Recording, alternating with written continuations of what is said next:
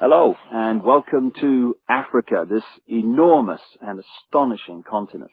South Africa, to be more precise, just a short drive outside Johannesburg.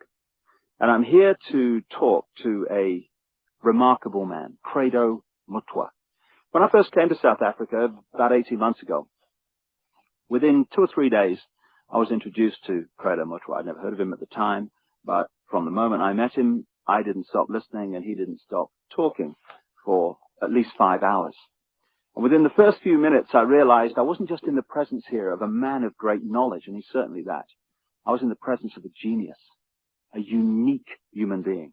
And Credo Mutwa is without doubt the most incredible man it has been my honor to meet. Credo is what some people around the world call a shaman, and some deeply, deeply ignorant people call a witch doctor. And to give him his official title, he's a Sanusi in the Zulu nation. Sanusi is the carrier, the keeper of the ancient knowledge of so much, including the ancient knowledge of history of Africa, where all this came from, where the people came from, what the truth of history is, instead of the largely nonsensical version of history that we get through the universities and the schools from very, very well-educated professors, you know. There are only 2 Sanusis left in South Africa. Credo is one. And that's terrifying, because it means the true version of the history of this continent is dying. Being lost to this official nonsense that we're told is history, but is absolute garbage. History has been rewritten, and the people who can put that history together again are going out of this world as they age and are not replaced. So you're about to have, as I have, the enormous privilege of hearing this man talk and seeing his knowledge preserved for as long as the electronic medium exists. He is the official storyteller and keeper of the history, the knowledge of the Zulu people. But you know, knowledge is a very dangerous thing when you're trying to hold people down into a mind prison, you're trying to manipulate them, you're trying to control them. And so people like Credo Mutwa, who have the knowledge to rewrite history and therefore rewrite the present, they are very dangerous people to those that wish to control and suppress. This man has had endless threats to his life, endless attempts on his life, right up to the last few days. And he has upset the hierarchy of his own people as much as he's upset those others in other cultures and other races that wish also to suppress the truth for reasons of preserving their own religious domination or keeping people in ignorance. And so I've come here to talk to Credo at length about many things. And this is a series of unique videos with a unique man. And what we're going to start out with is to concentrate on a bizarre story. An off-the-wall story, you would think, but one which he is confirming at every turn from his own background, his own unique knowledge of this continent. Over the last few years, as I've been trying to uncover how the world's controlled by a few people, which it is, and who those people are, it has emerged from my research that, bizarre as it may seem, a reptilian race from another world, interbred with humanity in the far ancient world, creating hybrid crossbreed bloodlines. You see references to these in the Old Testament and into endless of the ancient texts. In the Old Testament, it talks about the sons of God, which in the original is sons of the gods, plural, interbreeding with the daughters of men to create the hybrid race, the Nephilim. These gods were the literal gods of the ancient people.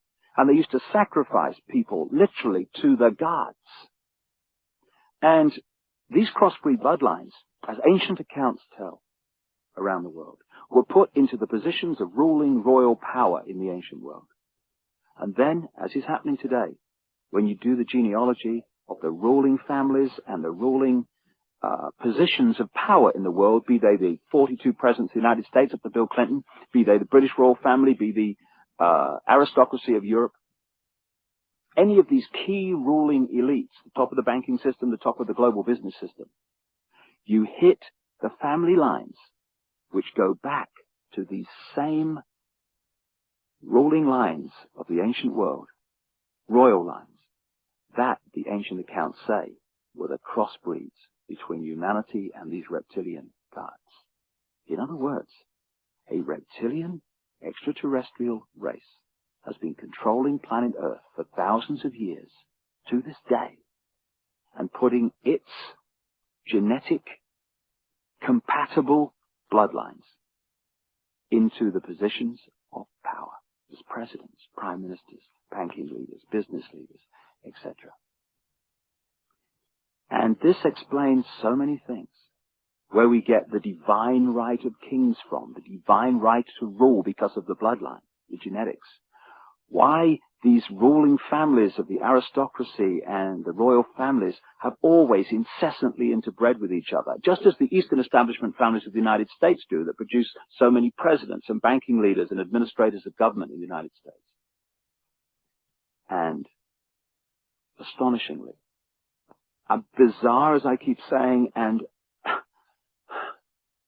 seemingly ridiculous as this story may be from our conditioned perspective of life and reality, when I started talking to Credo Mutwa from his African experience and knowledge of the most staggering depths and variety, he tells exactly the same story that I have uncovered around the world, exactly in great detail. And if Africa and the world is ever going to be free, and we are,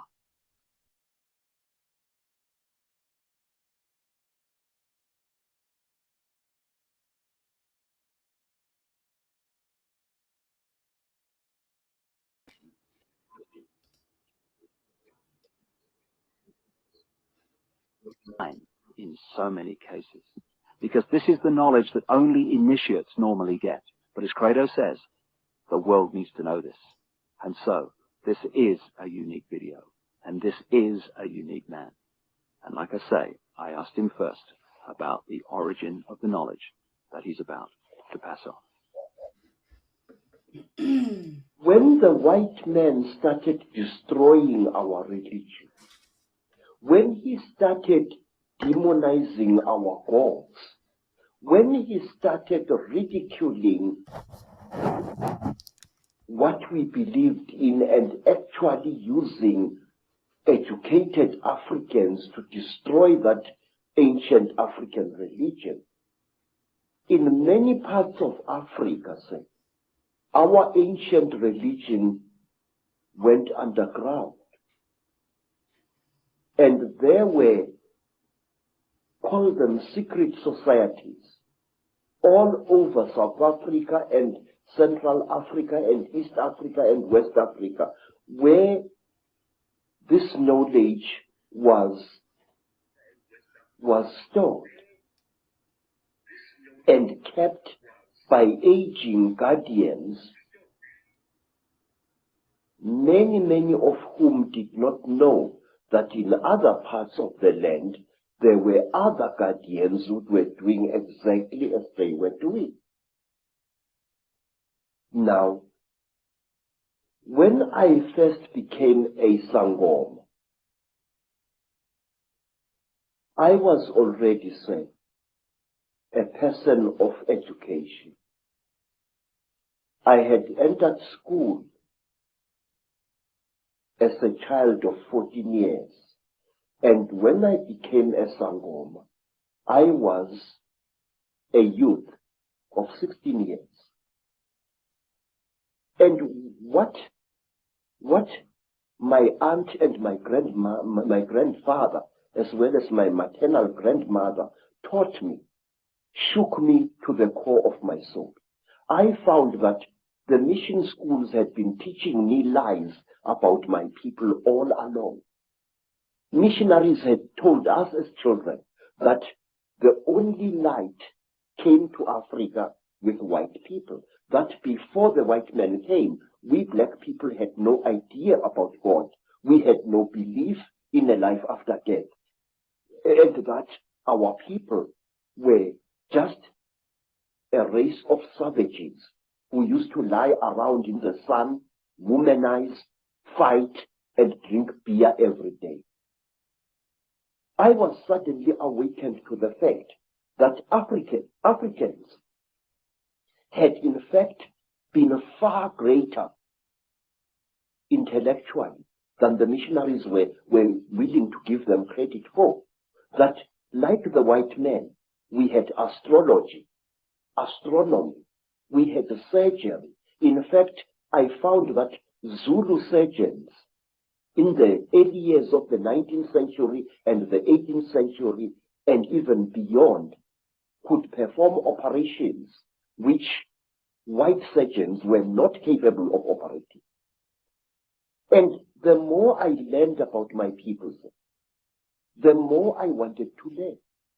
And when my initiation under my aunt Mina and my grandfather Zigo had ended, I wanted to know more and more and more. And sometimes I had to pay a ghastly price in order to gain this knowledge. In one place, here in the northwestern Transvaal, my teachers found that I was really uncircumcised. And they told me bluntly that if I wanted to be a member of this secret society, I had to undergo circumcision. And I did, and it was screamingly painful, I assure you, because it was done with a clasp knife, which somebody must have blunted a little bit, just to make sure that I got the message. I had the same done, but I was asleep at the time, so we have that in common. And so, in some places in southern Africa, if you wanted to learn the secrets of a certain secret society, you had to do dreadful things which I cannot repeat here. And at one time, in Barotseland, in the west of what is today Zambia,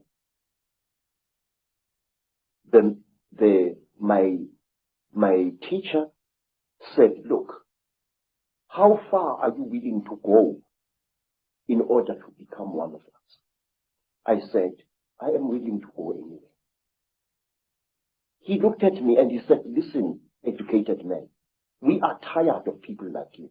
White men come amongst us to milk our minds and then to kill us. We want to be sure that we can trust you. And wait, sir. I said, great one. I am willing to do anything. He said, are you? I said, yes. And then they went into a graveyard, and from there they removed the hand of a corpse, dead 2 days, and they brought it and they challenged me to cook it and eat it. I did so. And these were the people who first told me about a race of highly intelligent beings, which they called the Chitauri, the talkers, a race of creatures which look like reptiles, who have ruled the world for hundreds, if not thousands of years. Through this dreadful act, I was able to gain knowledge which was denied to even the highest Sangomas, because they would not go through the ritual I went through. This is how secret knowledge is protected in Africa. And at one time, let me tell you another thing. Again, in Barotseland, on the border between Angola and North Rhodesia, as it was called, I was brought into a hut. And in the hut was a young woman. She was as black as ebony, and her hair was like a huge black cloud on her head. Her teeth had been sharpened in the Barotsi fashion until they looked like those of a reptile. And Mutwa was very puzzled. What's this lady doing here? I'm supposed to spend several nights in this hut, so what is she? What is she doing here? Now, Credo Mutwa, being a frightened Zulu, afraid of women but not afraid of wild animals, decided to sleep with his back to the wall, giving the lady a nice clean bed. And on the following day, Credo Mutwa was fined 15 pounds by the local chief because I had refused a sacred gift. I had been supposed to do something very amazing to this lady to show that I was one of the people. That's luck. But why, Credo, have you chosen to reveal this knowledge now to a much, much wider audience? Mr. David, please, Africa is dying. Africa, is being murdered. And we are sitting like bloody fools. And we don't realize what's being done to our people. Sir, I have proof that can stand in any true court of law that the disease called AIDS is a man-made disease. And this disease is going to kill 3/4 of South Africa's black people within the next 10 years. Sir, there are wars in Africa which make no sense to me as a black man. Please, when people fight a war, Mr. David, why do they fight? People fight in order to get rid of something that is giving them pain, whether that something is a tribal chief or a corrupt modern government. They want to fight to remove this burden or to be destroyed by it. That is the idea behind a rebellion. But in Africa, we find wars where a group of rebels challenges a government and tries to fight against it. And then these wars end in the total destruction of that particular country, where neither the rebels nor the government wins anymore.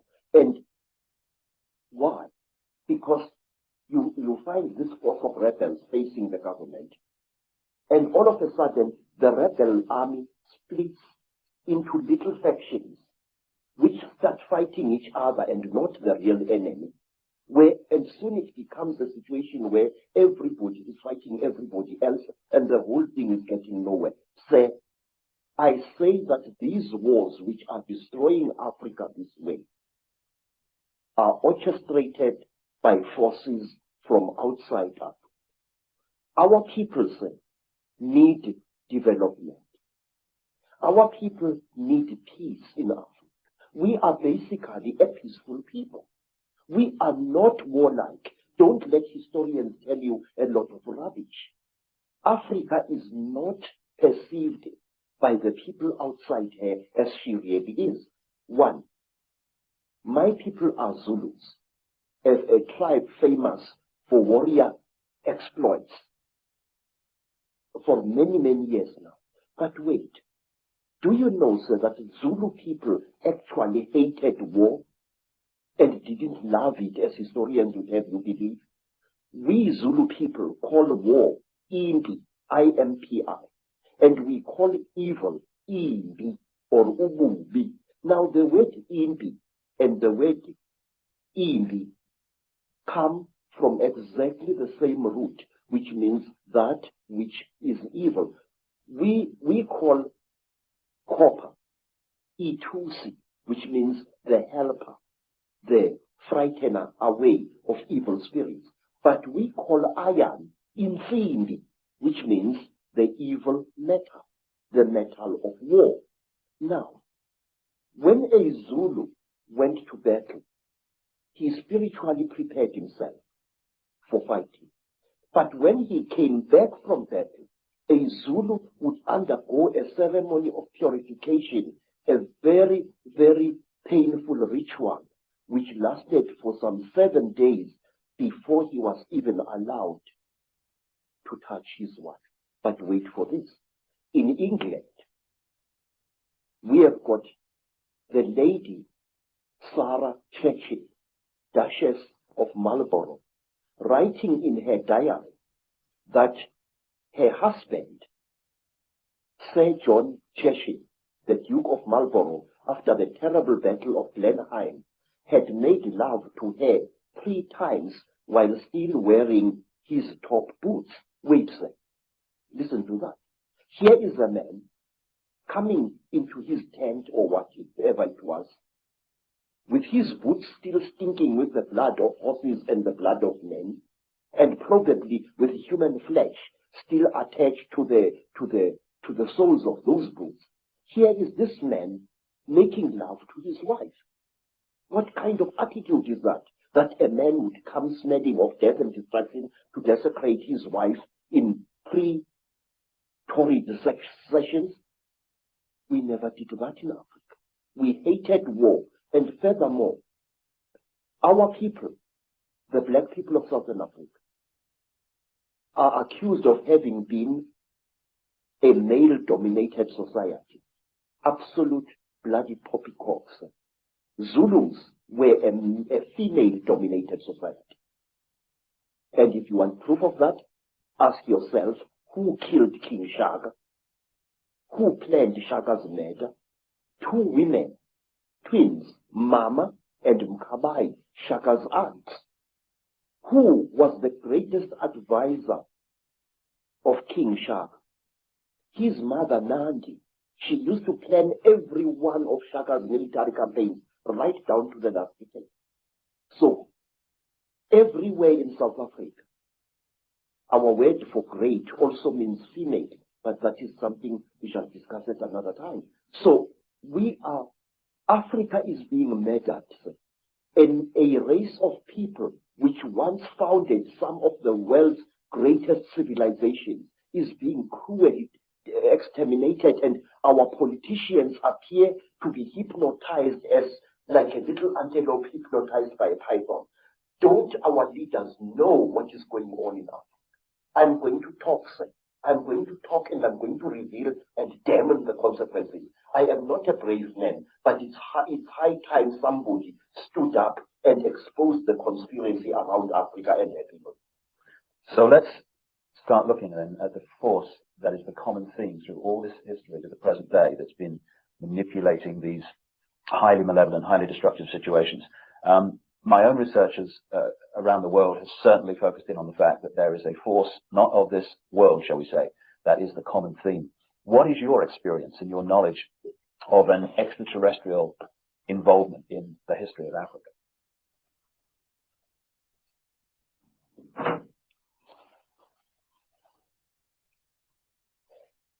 One of the most secret stories that was revealed to me is about these beings.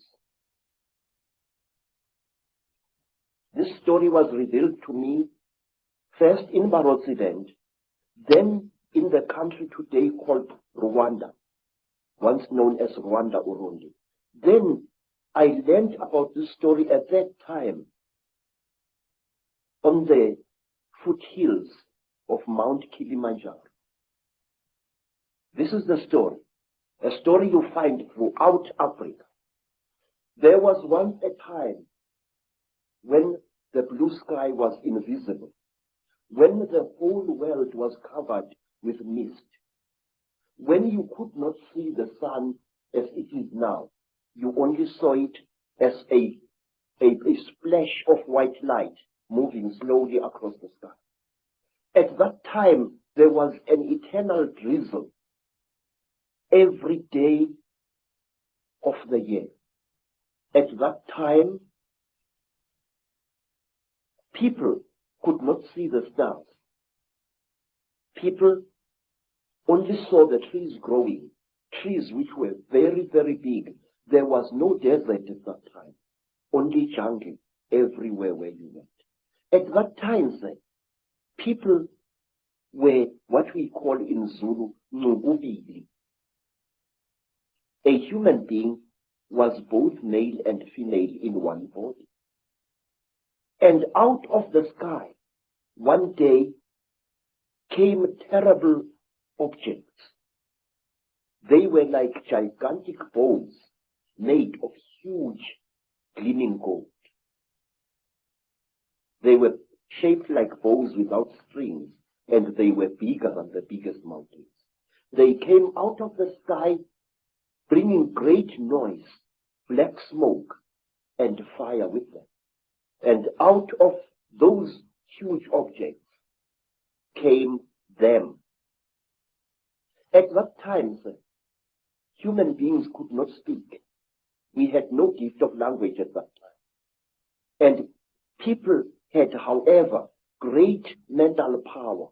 A man would go into the bush and, using the power of his mind, actually call out an animal which he wanted to hunt and kill for his children. And the animal would appear and kneel down before the man, and the man would kill the animal and take it home. But when the Chitauri arrived in Africa, they told our people that they were gods and that they were going to give us human beings great gifts on one condition. We had to worship them and accept them as our creators.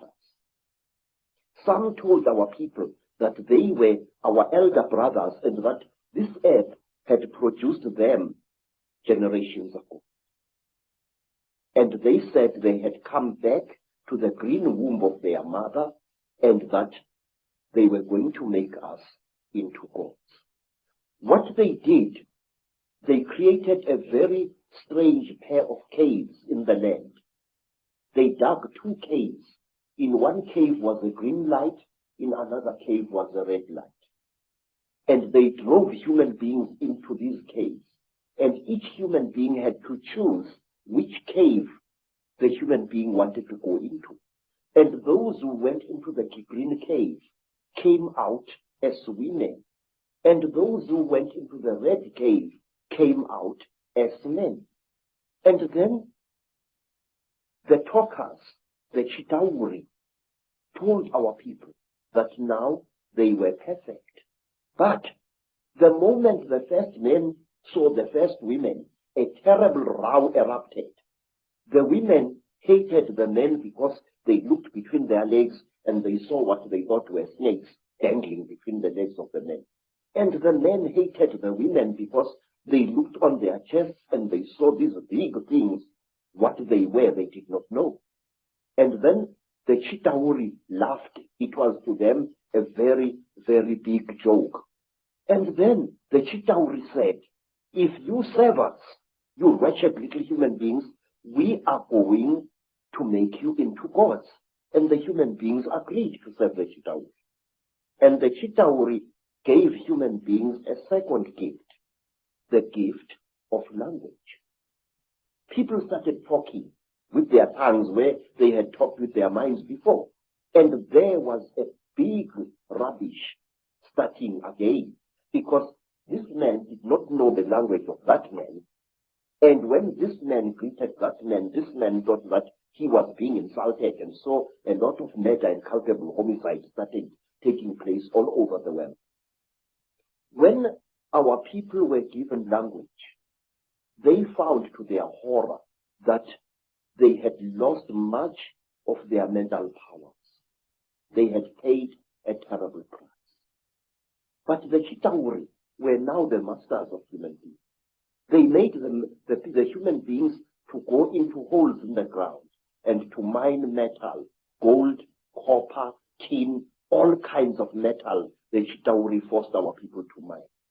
And the people were very unhappy because they couldn't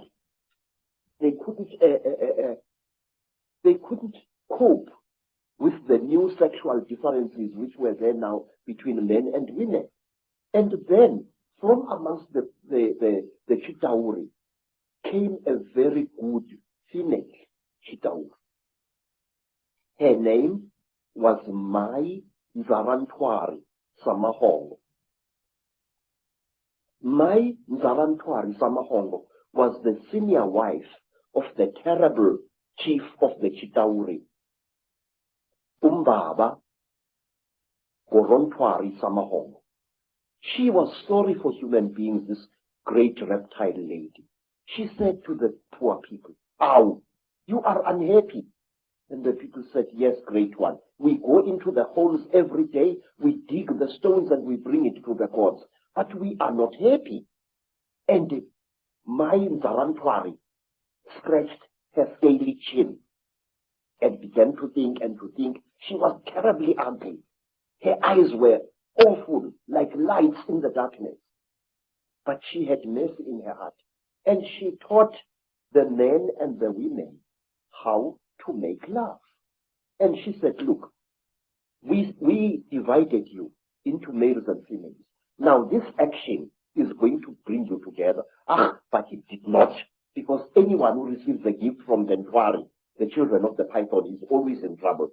What happened was that when one guy slept with his wife, he didn't find her much. So he went to steal another guy's wife, and there was a big remorse, as we say in Afrikaans, stacking. So men started stealing each other's wives and each other's girlfriends, and women started stealing each other's husbands, and there was a big nonsense in the land. And King Umbaba, the terrible lord of the Ntwari, the reptile people, said, "Look what you've done, you stupid old woman. Now these people, they are making such a noise. Listen to all that screaming in the bush. They are busy making love there, and our gold is not being dug, and you are responsible for this." Nzarantwari thought and thought and thought and thought, and then she got a plan, and she said, "I will make them stop. When they make love to each other, the female is going to get pregnant. And when she is pregnant, the male is going to leave her alone, and that noise in the bush will not be so disturbing to you, my lord." And Umbaba said, "You had better. There is no production yet." And so all the women in the world was pregnant, and Umbaba was furious with his wife. And so it went on and on until one day, Nzarantwari activated a black hero called Mweru. And Mweru challenged the great chief of the serpent people to a fight. And he cut off the royal penis of the king of the snake people. And that caused a big war. Mweru ran away. But Umbaba, the terrible chief of the people, caught him and arrested him and brought him to his village. And there, the great chief Gorontwari Umbaba said, "Look, you cut off my thing, and I have replaced it with one made of gold, and I can't make love to my wife anymore. You think too much, you wretched little human being." Now Umbaba had a terrible nail in one of his hands, a claw. And with this claw, he drove the claw into poor Mweru's nostril, making a terrible hole into his brain, and he started drinking Mweru's brain, and then he threw away the corpse. To this day, we believe that the people, the Chitauri people, they eat human brains.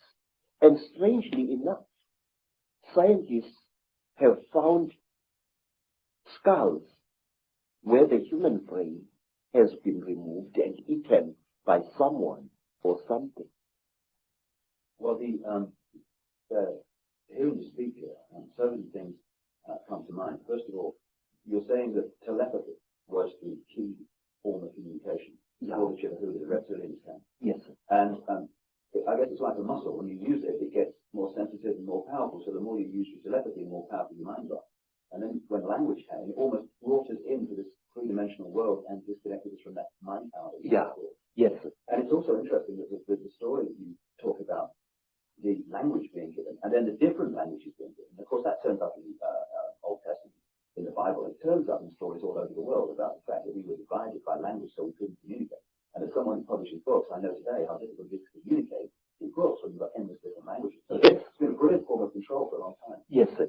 even now here in South Africa, today, black people prefer to speak to each other in English if they belong to different tribes. And they have even, over the many decades, black youths have even created a lingua franca of their own, which we call Tsotsi language, which is a mixture of African words and Afrikaans words. They do this in order to bridge the incredible language gap which exists between black people in South Africa. Let me show you an amusing thing, how different languages are. The language of the Xhosa people of the Eastern Cape is very similar to Zulu, but certain important words in the Zulu language, good words, are viewed as obscenities by the Xhosa people. For example, in the language of the Zulus, an ancestral spirit is called Idlos. But if you use that word to a Xhosa, he says you are using a dirty word, because to them, Idlos means sexual desire. And in the language of the Zulus, maize meal, is known as impuphu. But in the language of the Bapedis, maize meal is called buki. And if a Zulu uses the word impuphu in front of a Bapedi woman, she feels that he has insulted her, because in the Bapedi language, impuphu means a woman's sexual organ. And in the language of the Mashonas, in the language of the Zulus, a mother is called mama. If I say my mother, I say mama wami. But in the language of the Mashona, the people of Eastern Zimbabwe, the word mama means to sit down and have a crack. So one day when I said to my Mashona host, "Ngikhumbule umama," which in Zulu is, I remember my mother, I'm missing my mother, the Mashona gentleman immediately took me and directed me to his pit latrine at the back of his house. Because in the Mashona way, mother is mine, not mine. So you see this terrible difficulty, this subtle problem of language is a very big obstacle to communication in Africa. So we designed languages. There's another language called Fanagalo, which is a lingua franca consisting of African words as well as nonsense words and Zulu words, which was used a lot in the mines in the 1930s, 40s, and 50s. So to bridge this great language gap, we have created artificial languages in Africa. But today, English is the preferred language of communication. Some say we should learn French, also another language of communication in Africa.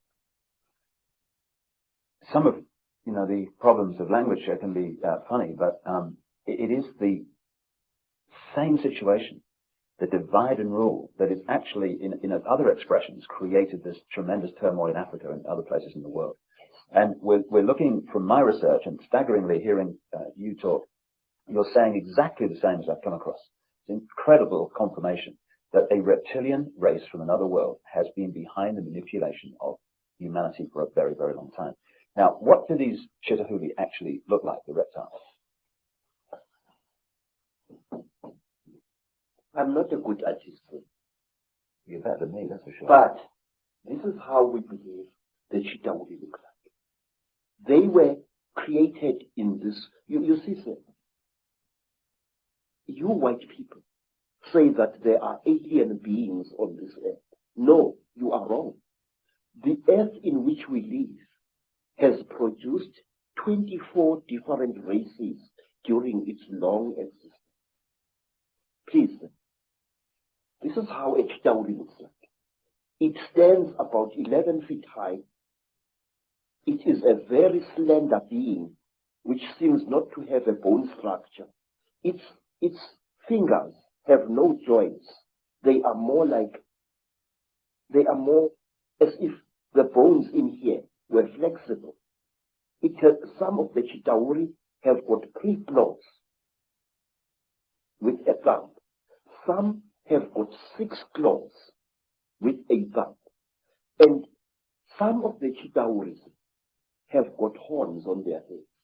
And what surprises me is this. Some film producers, like the producers who make the film Star Wars, often show creatures in their films which actually exist, which even the most uneducated of Africans who knows this Chitauri can identify. For example, in the new Star Wars film, what is it called? Star Wars or something like that. There is a creature who amazes me called Darth Maul. Darth Maul is a red and black being with a ring of small horns right round his head. That is exactly what the Chitauri look like. Some have got ordinary heads without any horns on their heads. These are the lesser Chitauri. But the royal Chitauri have got a ring of sharp horns all around their heads. And the very high Chitauri, like their king, Mubaba Samahongo, they have got very long horns which grow this way. Not that way like a bull, but this way, like certain antelopes. Now, I just wonder, where these film producers get their information from. And in one strange film, which my student called me to come and watch, there is a thing called Stargate 2. And in that film, there was a creature, a very slimy, cream-colored creature with heavy wrinkles on its face. It was a speaking likeness of Mubaba Samahongo, the terrible emperor of the Chitauri. Well, clearly there's a tremendous amount of knowledge of what's been going on and what is going on, which comes out symbolically through films and areas of communication like Hollywood. But the thing that I'm totally stunned the more I talk to you about this is because I've been all over the world having people give me descriptions of seeing reptilian type figures, particularly people in positions of power in the world, changing into a reptilian figure and coming back again. And what they describe seeing is exactly what the knowledge of ancient Africa talks about seeing. We're talking about the same people there, which is astonishing confirmation. And the eyes is something that keeps coming up being described. Tell me about the eyes of the Chitauri. Say, a warrior Chitauri has got eyes like a snake. These eyes are yellowish with split pupils, and they glow in darkness. So if a warrior Chitauri, one of the lesser classes, is hiding in a cave, you can see its eyes burning. But a royal Chitauri has got 3 eyes. It's got the yellow eyes, which glow in a strange, almost ice-like way, like jewels, like certain types of yellow jewel. And then they have got an eye in the center of their forehead, an eye which doesn't close up down like a normal eye does, but which closes from side to side and which opens this way. Now, this eye of the Chitauri is the eye that kills, because it can knock a man down just by the fire, the glare that comes out of it. Is this where the constant recurring theme of the evil eye comes from? Yes, sir. Yes, sir. In fact, Mubaba, the emperor of the Chitauri, who is said to be still alive today, Mubaba has got a central eye. His other 2 eyes were stitched shut by a jealous wife. But his killing eye, the Samahongo, the terrible red eye, opens. He can even open it like this. Mr. David, I would like to share a little thing with you. it is this: the best way to protect an evil thing is to deny its existence. And if you talk about things such as the Chitauri, if you talk about things such as the Mandinda, there are many people who say to you, rubbish, this thing does not exist. Now, in this way, this great evil is protected by being denied. One day in my long travels through the world, I was in New York in that place called Harlem, and I saw a graffiti on a wall along a passage, and the graffiti was, "There is no such a thing as the mafia, and we will kill any asshole who says that there is." In this, again and again, in America, people deny the existence of the mafia, and by denying it, actually protect it wittingly or unwittingly. There are those who deny that a national and international conspiracy exists. They deny it ferociously, but by denying it, they are actually assisting it and actually protecting it. We must stop denying the existence of these things. We must stop saying that there are no Chitauri, that there are no aliens, that there are no Illuminati. There are. I could tell you for hours. For example, do you know what we Zulu people call a person? A very, very clever person, a very, very wise person, a person who has received light from God. We call him umkhanyiselwa. In other words, the illuminated one. Khanyisa means to light up something, and umkhanyiselwa is somebody who has been lighted up by the God. So you say Illuminati, I say umkhanyiselwa. It's the same thing.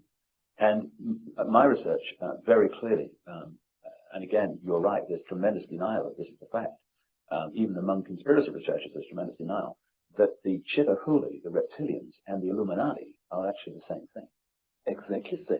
Because amongst my people, we say that when two Chitauri are challenging each other for power, and they must fight a duel with their terrible eyes, they start glowing like fishes deep in the sea.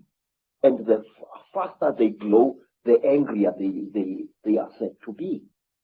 Now that is why there are certain parts of Africa where people are advised not to walk at night, because that is where the Chitauri often fight. And one of these parts of Africa, sir, is a remarkable place called the Mountains of the Round Rocks, Matobo, wrongly pronounced Matopo, in Zimbabwe. These hills are really not remarkable in themselves. These hills are said to be the one place in Africa where the Chitauri have been seen. And these hills is where Cecil John Rhodes lies buried, but there is more. You must visit this place at one time. Amongst the rocks on the Matobo Mountains, you find a species of lizard which you don't find anywhere in Africa or the world. A species of lizard which responds to the call of a human being. When I first arrived in 1958 in the land called Rhodesia, now known as Zimbabwe, I found an African there who was a tourist attraction. He was a game warden who made strange sounds, calling out. And as he called out, these strange lizards, the only type of lizard anywhere on earth which responds to the human voice, used to come out of cracks and out of holes in the ground and to gather around this African. And it was this African game warden who told me that the sounds he is making are not just noise, they are the speech of the Chitauri star gods. It's a staggering coincidence that Cecil Rhodes, one of the greatest Illuminati frontmen, perhaps certainly of modern times, who did so much to imprison Africa, should choose to be buried at the point where this is all going on. You see, sir, Cecil John Rhodes went his way into the hearts of Africans, and in their despair, wise men of the Mashona people, wise men of Makebele people, tried to make Cecil John Rhodes one of them. They told him about the secrets of the Matopo Mountains, that under the Matopo Mountains lies a city of great wisdom, which is the home of the last survivors of the Chitauri god beings in that part of Africa. And if you go to the Matopo Mountains and you carry a 4-pound hammer and you strike certain parts of that landscape with that hammer, it gives out a hollow sound which shows you that there are caverns deep underground. There are two sets of mountains. There is the Matopo Mountains, and then to the east of Zimbabwe, there are the great mountains known as the Inyangani, the Weeping Moon Mountains. There, even now, people disappear without trace. Sometimes a person would disappear for several days and reappear a few days later, not knowing where he had been or where she had been. And white people have disappeared there. Black people in their thousands have disappeared there.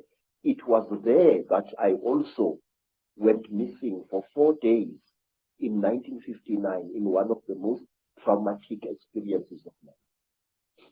What happened? It's a long story, sir. My teacher, Elizabeth Moyo, had sent me to get a special herb which grows only on the foothills of those mountains. It was just an ordinary day like any other, just beautiful day like this one outside here. And I love the African wilderness.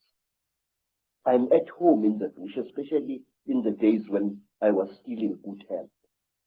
I love the animals. I love their smell, and I love the smell of the vegetation. And I was looking for this herb when all of a sudden a bright blue mist fell all around me. It took me some time to react to this strange thing. It was a hot day, and all of a sudden the temperature around me dropped. It was as if I was on the slope of a very cold mountain, but it was a warm day. And then the next moment, I was in what appeared to be a metal-lined tunnel, a caving tunnel, and I was lying on what looked like a workbench, a very large workbench of some kind. You know, an iron table which an engineer or somebody working with metal would use for welding and cutting metal upon. But this workbench was very brightly polished. And there I was lying there with my trousers missing and only my khaki shirt, when I saw again through what appeared to be like blue mist, a number of moving objects, which at first I thought were dolls. And these objects were moving towards me. I noticed with mild surprise that they were very thin, short, human-like creatures with very, very large melon-shaped heads. The creatures had no noses, like as human beings have. They had only small little holes on either side of where the nose would be, and their mouths were like knife cuts at the bottom of their faces. And these creatures were coming towards me. In color, they were gray, like certain types of fish, and they wore silvery gray garments which reached up to their necks and up to their wrists. I couldn't see whether they were wearing boots or not at that time. And while I was looking at these creatures, I suddenly was aware that something was above me, standing there, and I looked up straight into the face of one of them, a much taller one than the others. And this creature was wearing a garment, like a tight-fitting overall, without any buttons or anything, which reached up to its neck, but its wrists were bare. I noticed that the creature had very long fingers.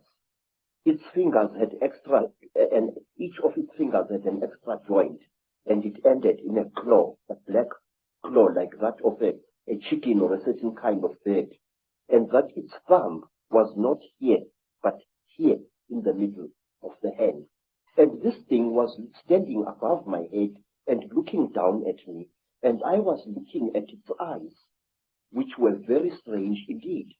It was as if it was wearing plastic goggles over its eyes. I could see its eyes inside these tinted goggles, and it had holes on either side here, but it had no nose as I had. Its jaws were very small, and its mouth was a slit with tiny little scale-like things where its lips should be. And the creature carried a horrible smell on it. I can't describe that smell. It was a metallic chemical smell, which seemed to combine the smell you would smell when somebody is burning brass or copper, and a very ugly chemical smell, these two smells combined. And this creature was looking down at me. I was frightened, but I could not move. And the next thing I knew was a terrible pain on my left thigh. It was as if somebody had just stabbed me right to the bone. I screamed and I tried to jump away, but my body was inactive. I could not move. I was not tied to any chain. I was not chained to the top of this table. There was no belt tying me, but I could not move my body. And when I looked down at what was happening, I found that one of the shorter creatures had driven something very painful into my left thigh. And then, while I watched, horrified, the creature pulled out this thing, and I saw that it was like a pencil made of shining metal with what appeared to be a flexible cable at the back. And before I could do anything, my head was seized by the creature above me. It caught me on either side of the head like this. And then a third creature drove something into my right nostril here. It was as if I had been shot. The pain was so terrible that I screamed and screamed. Blood filled my mouth. Blood spurted out of the nostril, and the creature did not seem to care. I was stupefied.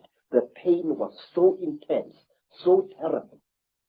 And then, quietly, brutally, the creature pulled out the thing that it had stabbed me in the nose with, and blood flowed into my mouth,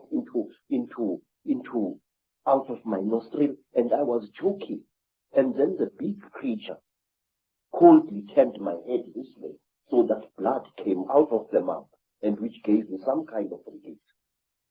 And after what seemed like an eternity of pain, the creature brought something out of somewhere, which looked like an old-fashioned tea strainer in appearance, and it put this thing close to my nose. And then I seemed to drift away, and the pain subsided. You know that it was torture so intense that even now I can't describe it. And then something else happened.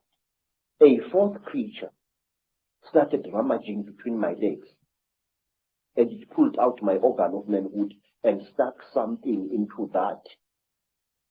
It was very strange, but I wasn't feeling any pain now. But I could feel the flexible cable moving inside me, right into my body. And then, I can't describe it. It was as if my seed was being sucked out by this small, bright, flexible cable. And then the creature just pulled it out. I screamed and I cried and I screamed, but I could not move. And then something happened, which to this day still amazes me. After the creature had pulled out the flexible cable from my organ, the creature just stood there looking at my organ. And I was so terrified that I urinated and accidentally urinated against the chest of the creature. It jumped away as if I had shot it, and it stumbled backwards. But its face didn't show any expression. Its mouth didn't even open, but the way the creature reacted, trembling all over, it was as if I had really hurt it, but it was wearing this kind of garment. And after that, I was left alone, except for the big creature, which stood to my right side this time, with its arms folded, looking down at me. And then, while I was looking at this creature, trying to appeal to it, no pain anymore, no pain, please, I was pleading. Pictures suddenly flooded my mind. Pictures of buildings sunk in a red lake of water. Buildings rotting away. Buildings that appeared as if they had been bombed. And cities sunk in terrible mud. Trees sticking out like rotten ghosts. Trees without leaves, without branches, sticking out of the mud as if they had been poisoned. I saw visions of this. And then, through an entrance which I had not seen before, came a strange and terrible being. It was exactly like this. It was tall, made entirely of metal, with burning eyes and a snout. It didn't do anything. It just moved and came to stand at my left side. It didn't touch me or anything like that. It just stood there, making a strange humming sound. Wow, wow, wow, wow, wow, wow, like that. And then, from behind this metal creature, there appeared another creature. It was so radically different from the grey creatures in that it looked exactly like an earthly human being. It had a pink skin, like that of a white woman. It had golden hair, and its ears were definitely pointed like those of an animal. Its eyes were slightly slanting. They were pale, pale blue, and never once did they blink. It was like this, nude, and there was a tail-like appendage at its back, which was very visible as it walked away after it had done to me what it did. What this thing did, it climbed over me and made love to me. And I noticed that unlike normal women, its breasts were set too high in its chest, and they were very, very hard in appearance. And that here, the pubic hair as well as the hair in the armpits was a fiery red, as if it had been dyed. And this thing didn't even blink. Its eyes were just like this, looking at you as if there was no liquid in the eyes. Just an unblinking, terrible stare. And it was a small creature, about the size of a 16-year-old girl. But it was very, very heavy as it sat on top of me. And there was no emotion in that whole nonsense. There was no, and then the creatures took me out of that room after the metal creature and this pink creature had gone. This creature took me out of that room, assisted by another one. And they pushed me along a corridor which curved slowly in that direction, towards my right. And there I was shown many things which even today I don't understand. I was shown little versions of this creature swimming in huge cylinders made out of what looked like glass, in a pinkish liquid, like ugly little frogs inside the liquid. They looked like aborted human fetuses. They were very, very terrible and disgusting. And then we came to another room, and there I saw a number of people undergoing the same torture that I had undergone. One particular person whom I passed very close to was a white man, definitely a European, with a yellowish beard and mustache and long, straggly blood-crusted hair. This man looked into my eyes and I looked into his eyes, and we were so close we were as I went past him. Then, to cut a long story short, I found myself in the bush again. But I was wearing only my shirt. My boots were gone, and so was my trousers. So I took off my shirt and wore it around my waist as a loincloth. And I started traveling, not knowing really in which direction I was going. Then I came to a track, and I walked along that. And some time later, I saw people coming towards me. It was a group of young men and young women, Mashona people, and they were going to a trading store, I later learned. I asked them where Elizabeth Moyo's homestead was, and they directed me to it. But they kept a safe distance away from me. And later I learned why. I was carrying a horrible, non-human smell upon me. When at long last I came to Mrs. Moyo's village, all the dogs in that place went hysterical. They came at me in a pack, wanting to tear me to pieces. And only the villagers managed to save my life there. Mrs. Moyo asked me where I had been, and I said I did not know. And then she said, I know you had been taken by the little ones. I said, yes. I cannot understand. She said, you must not try to understand. You were chosen by the gods as a living sacrifice. So don't even try to talk about this. But how could I not talk about it? I wanted to understand what had been done to me, by whom and why. Even now, sir, I still want to understand what it was all about.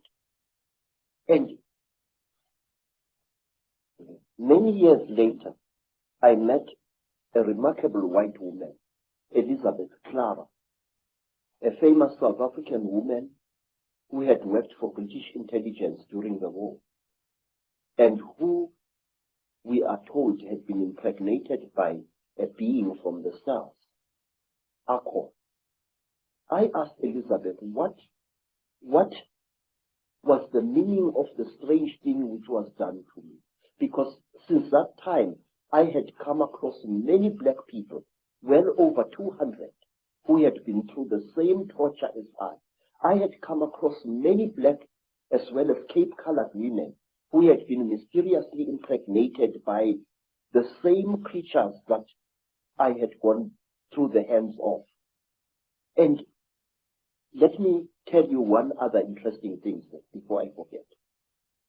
About a year after I had underwent this terrible experience, I was walking along Jeppe Street in Johannesburg, delivering parcels, when a white man shouted at me to stop.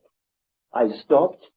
I thought he was a policeman wanting to arrest me for some reason. And when I tried to produce my identity document, the white man said, listen, I don't want your nasty word passbook cover. I said, then sir, what do you want, boss? He said, listen, where did I see you? Where did I see you? I said, I don't know that. But he looked very familiar to me. And then he said, listen, don't bullshit me, man. Where did I see you? Where did you and I meet? Then I said to him, I saw you in Rhodesia, in a certain place. You were lying on a table. If I had hit that white man with a fist, he would not have reacted the way he did. He went pale, almost dirty gray in appearance, and he turned away with a terrible, dirty word, and he walked away. His eyes were filled not with anger, sir, but with pure, naked terror. Astonishing story. Yes, sir. But there is more, sir. There is more, because I still want to know what was done to me. Sir, one day you and I must talk more in greater depth than now. I would like to tell you that since that time, I have found that I know things that a man of my standard of education shouldn't know. These hands, and those who know me can confirm, these hands not only have made these sculptures using ancient African metal casting techniques. These hands, believe it or not, can make guns and working jet engines.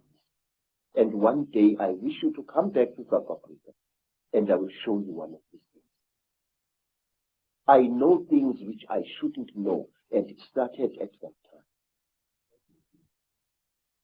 Now, you see, sir, I want to know, what am I? Since that terrible time, my life as a man was really messed up. And one day let me tell you, sir, since that time, I have become a very confused creature.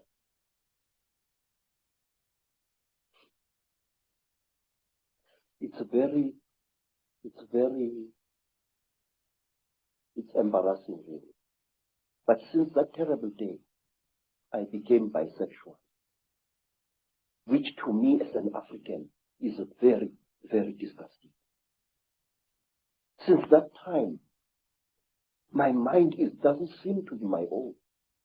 I think about things that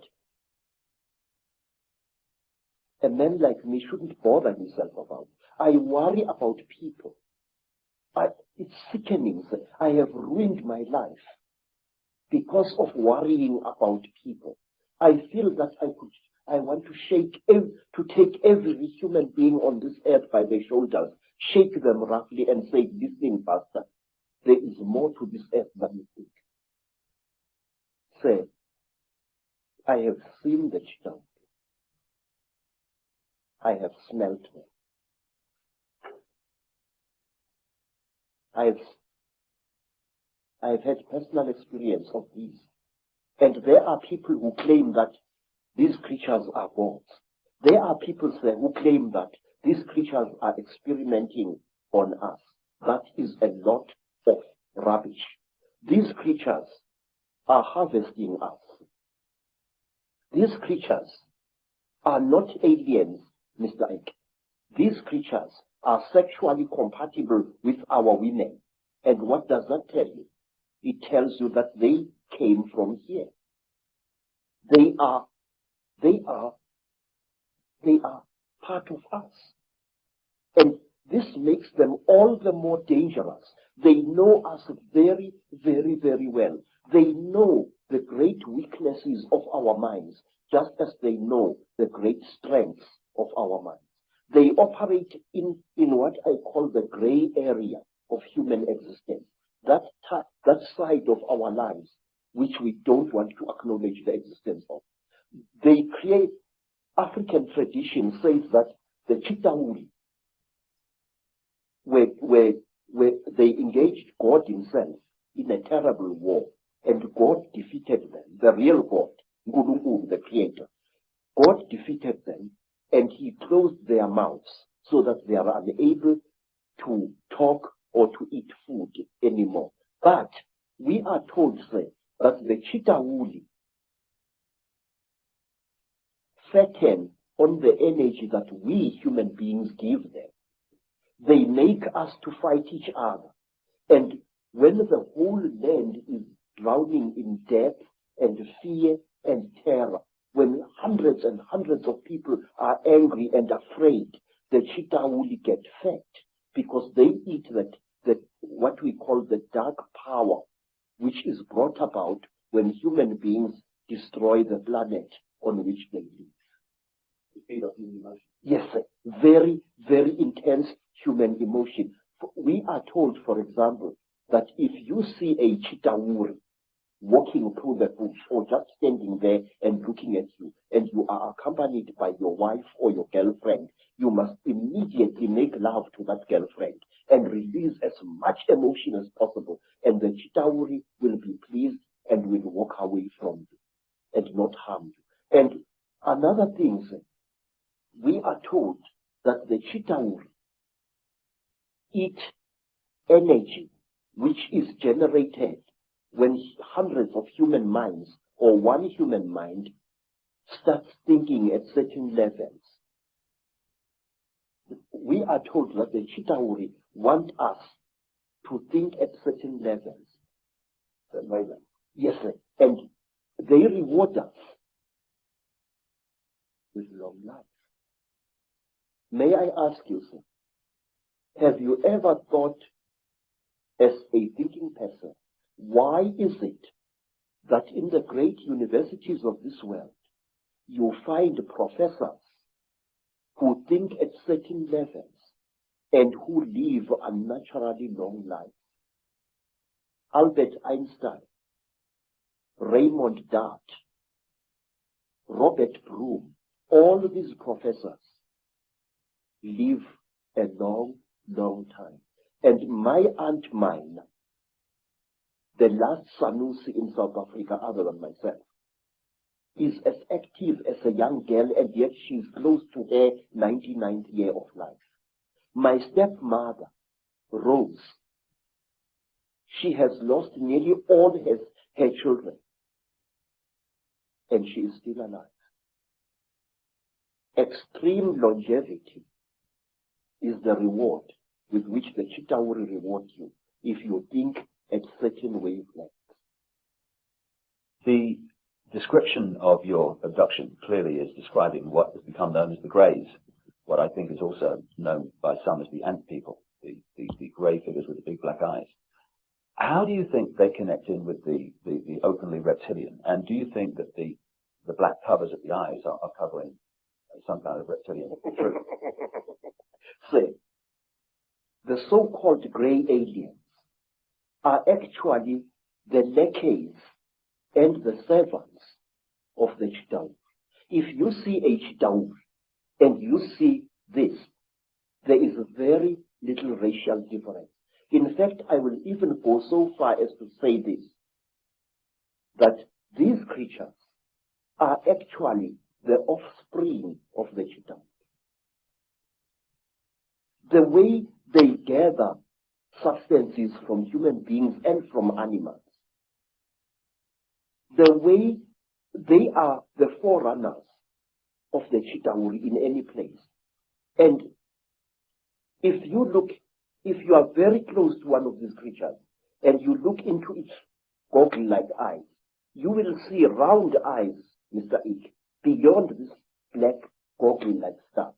And these eyes are the real creature's eyes. Now let me tell you, there is in Lesotho a very strange mountain, a mountain called Leribe, Leribe. On this mountain, very amazing things happen after every 10-year or 20-year period. Now, not so long ago, an African farmer found an object near that mountain, an object which had crashed. And he was driving his tractor, and he saw this strange object lying in the ground with tiny little bolts of lightning racing all around its edge. And the African walked up to the object, and when he wanted to touch it, a strange power struck him and sent him sprawling on his back to the ground.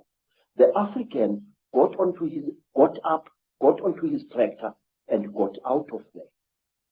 What the African had seen had been a crashed UFO, a flying saucer. He described it very amazingly. And he said that after a few days, there appeared what he said was a huge removal van, very big, accompanied by soldiers wearing black uniforms, goggles, and berets. And these soldiers lifted the object into the van, and the van drove away. But when the people came to the site, they saw that something had fallen there, but they saw no heavy tire tracks of the vehicle that the man had described. Something had crashed there, had been removed, but there were no wheel marks of the heavy vehicle he had described. Now, let me tell you something else.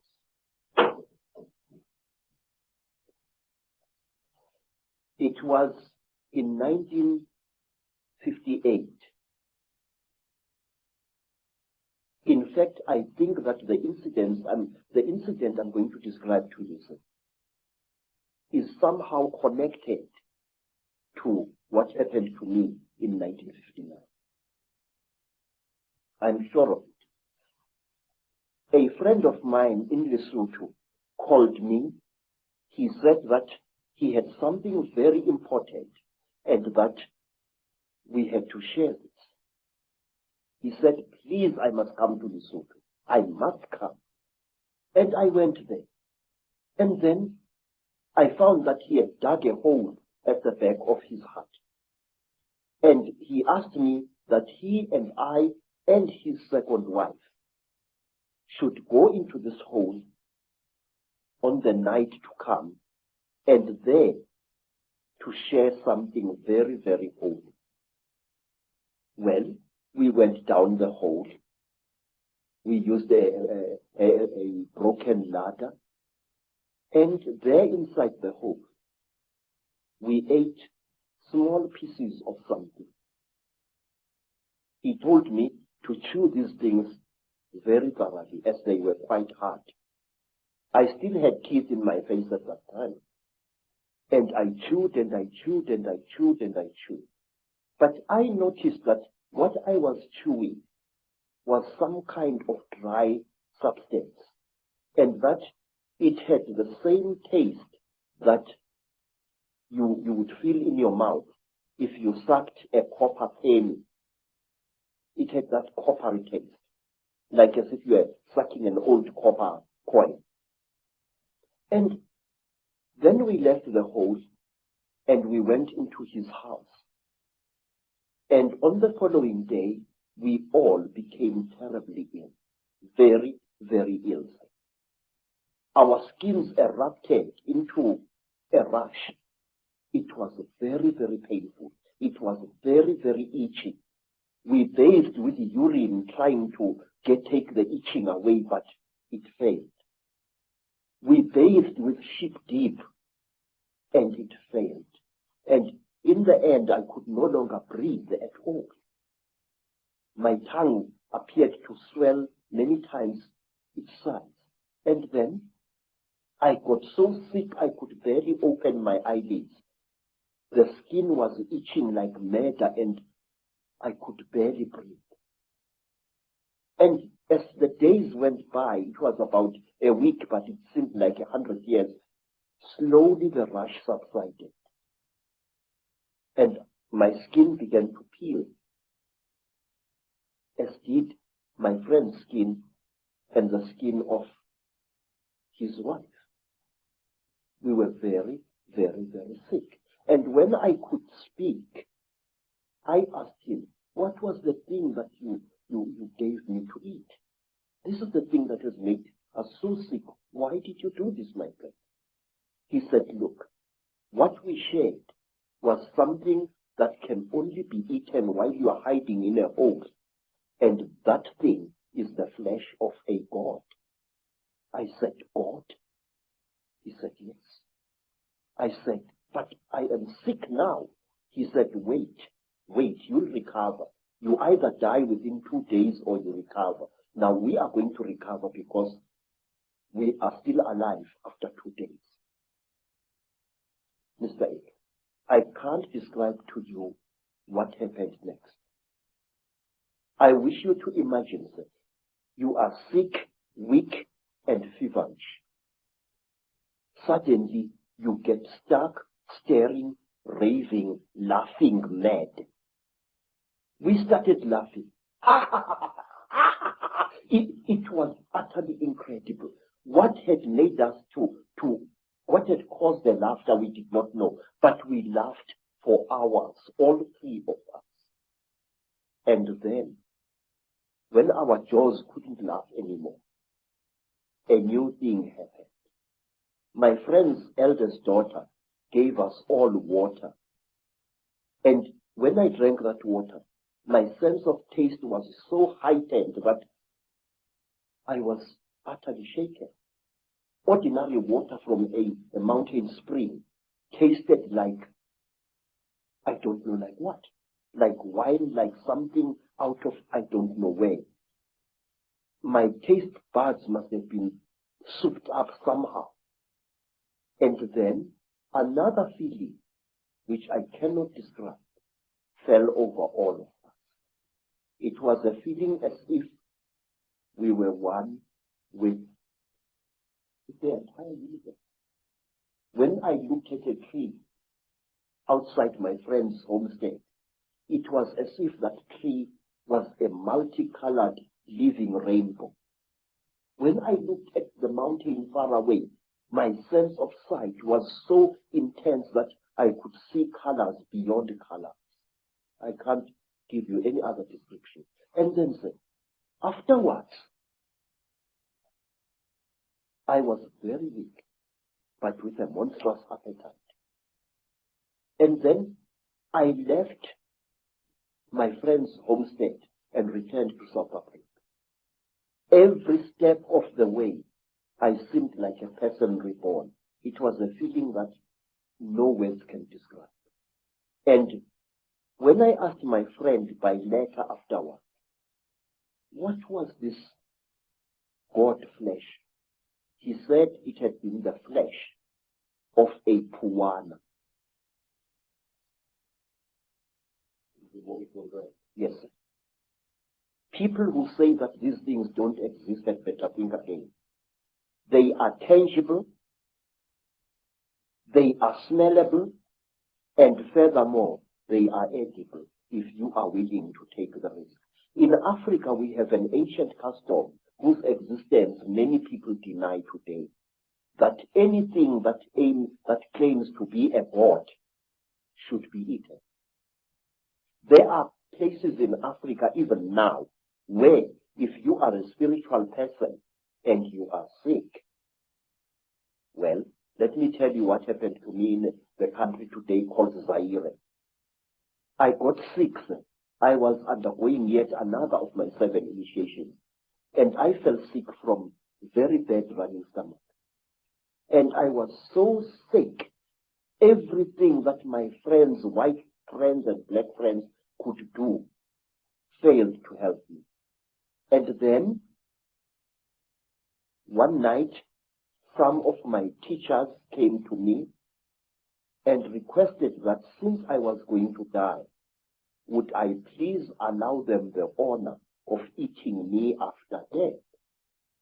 Now, sir, it's a very good thing to be invited to a tea, but not when you happen to be part of the menu.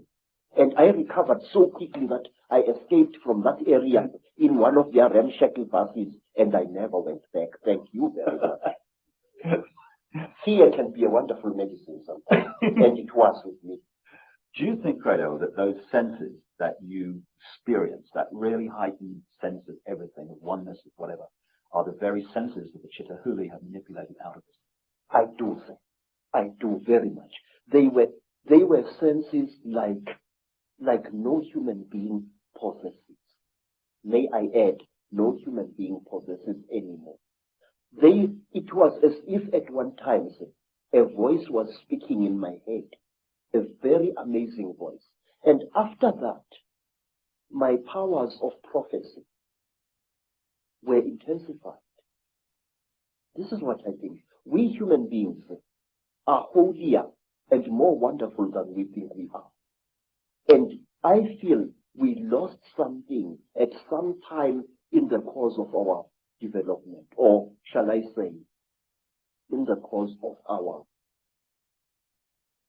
manipulation.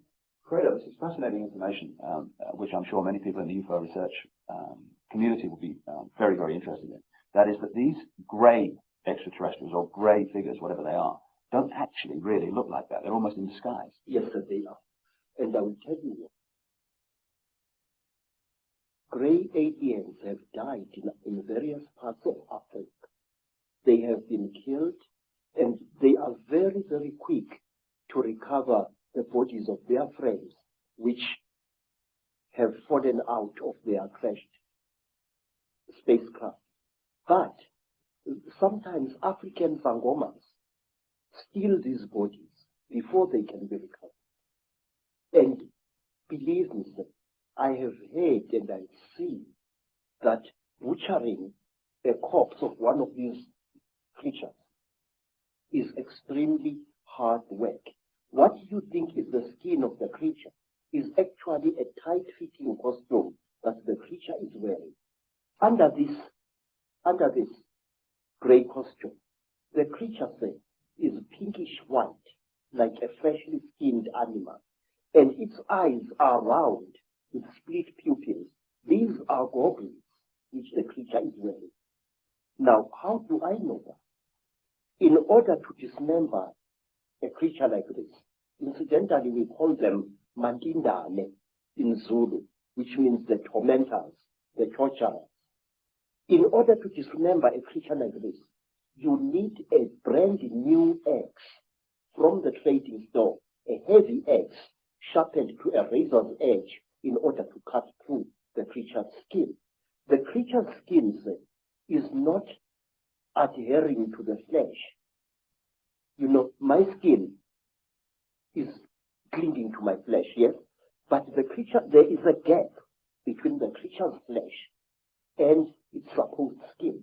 This is a material and not a skin. So the creature is actually wearing two garments. It's wearing a completely skin-tight garment which covers its entire body. And it is wearing an overall along these lines.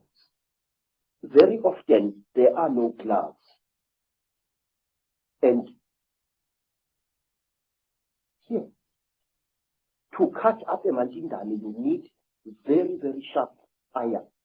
And you have got to be a strong person even to reach its flesh.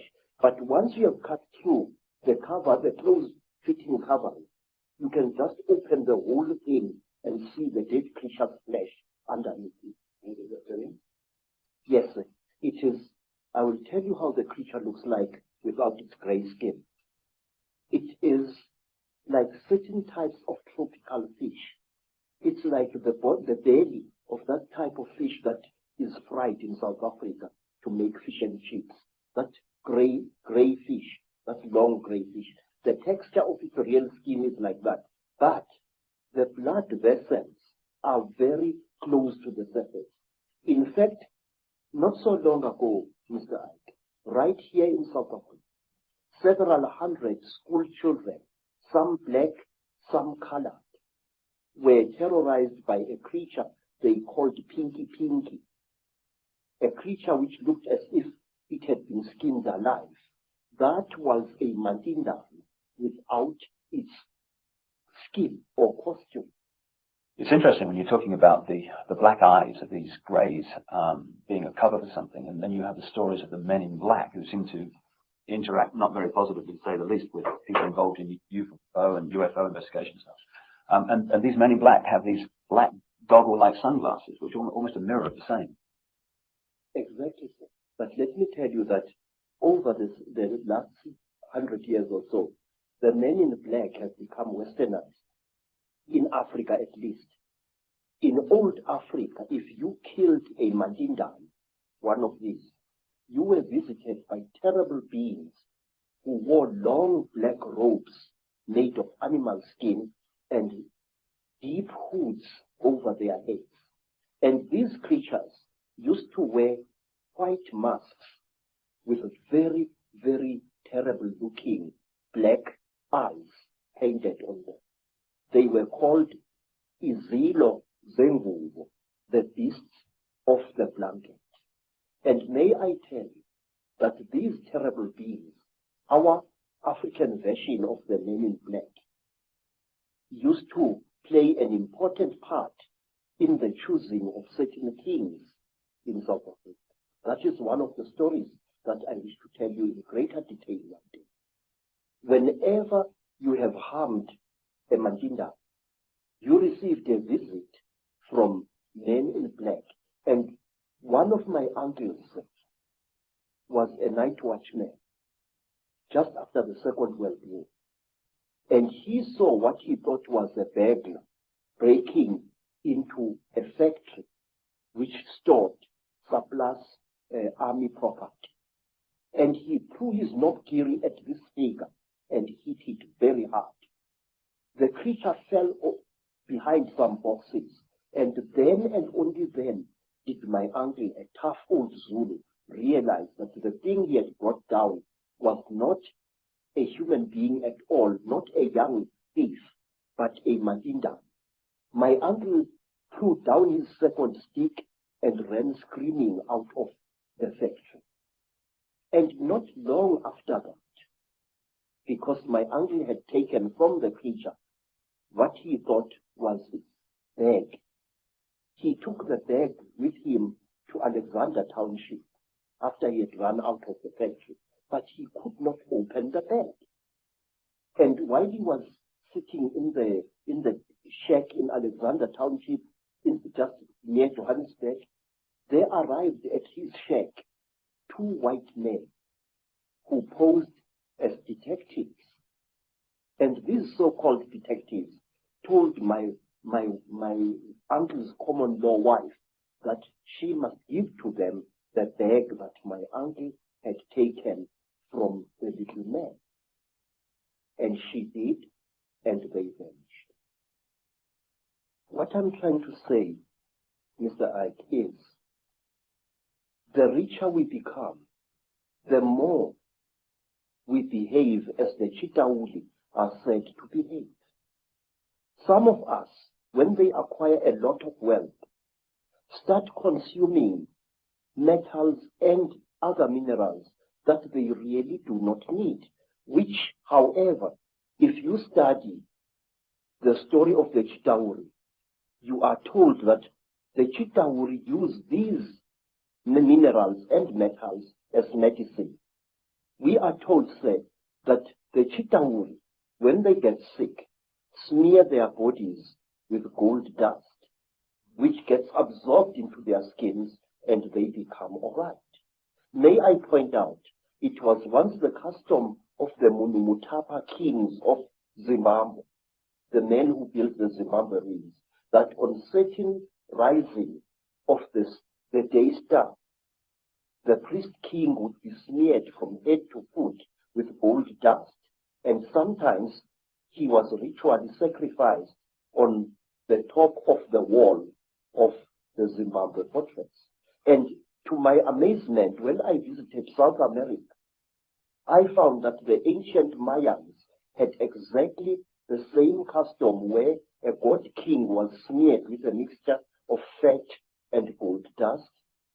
And I know from my own research that the Maya people and the Central and South American people have a massive accounts and legends of the same reptilian god. Yes, sir. The thing is, if you read the ancient stories of our people or you listen to them spoken by the storytellers, you find that we human beings are somehow programmed to alter the world in which we live and render it uninhabitable to ourselves.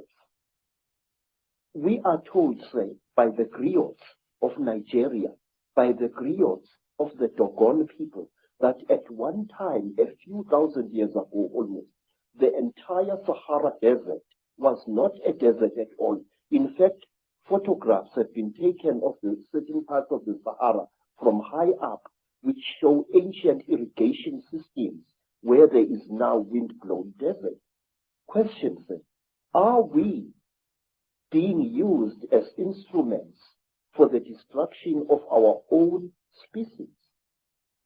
I say yes. The wealthier a person is, the more like a Chitauri he or she behaves. Some wealthy people even go to the extent of throwing away their old spouses and acquiring new ones, exactly as King Samahongo of the Chitauri does. He kills and eats all his wives when they can no longer make love to him properly, and he acquires new ones. He killed and ate 36 of his wives over a long reign, and only one wife was cunning enough to keep out of his clutches. You see millionaires divorcing their wives and acquiring new ones. And the Chitauri, unlike traditional Africans, believe that a female is inferior to the male. And so do the wealthy people who acquire great wealth in this world.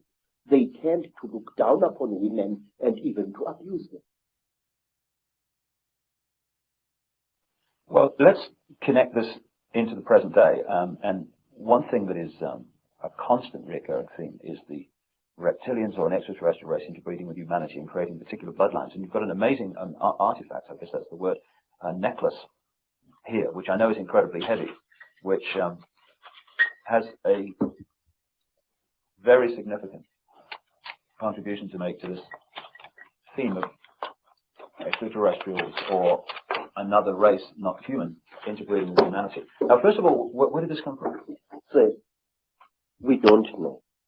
This necklace has been around for so long that we don't exactly know from which tribe it came. All I can tell you is that this necklace was in existence when the king who founded the Zulu nation, Zulu, was still a boy. It is described in ancient legends centering around this king.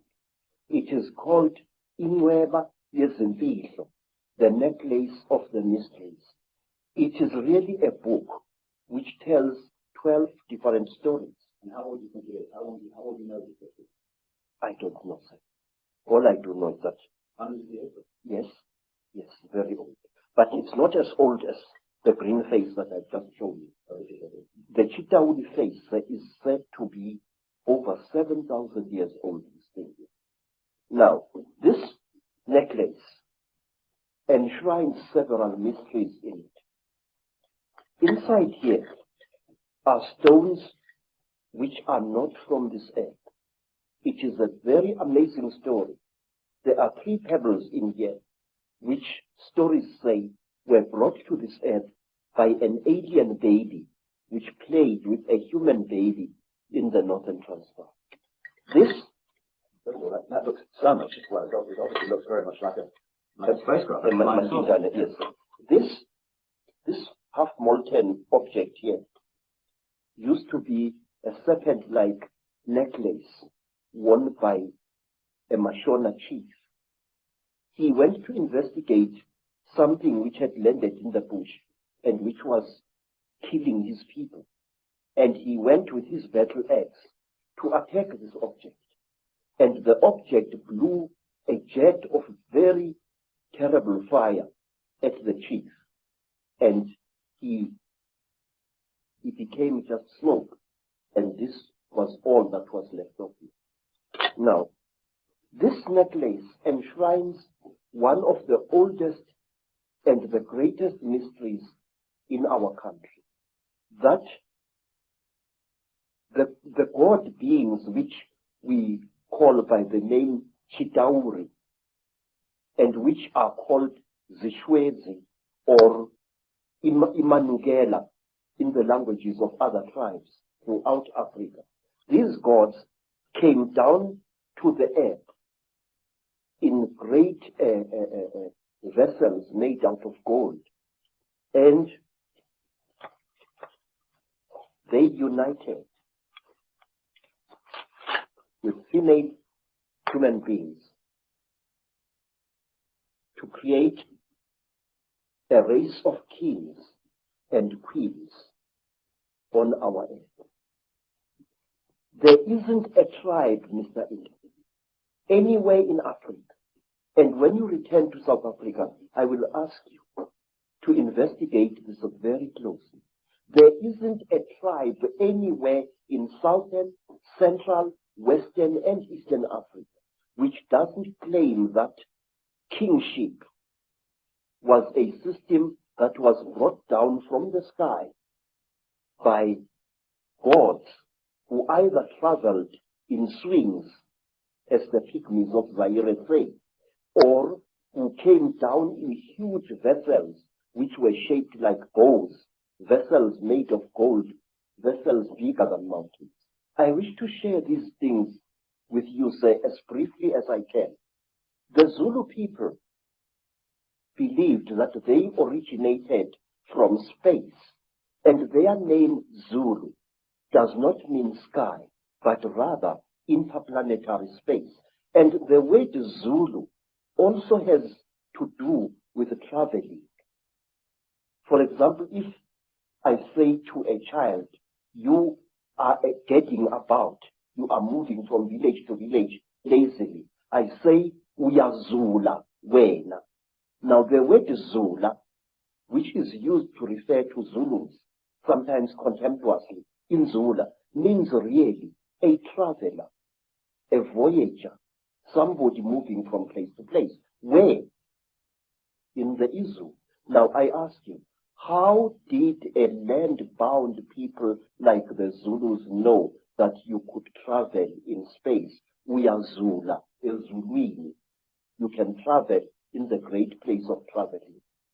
For that matter, Zulu people knew that the earth was a sphere and that it was the sun that was still in space and the various planets orbited around it. I will show you on the other necklace of knowledge.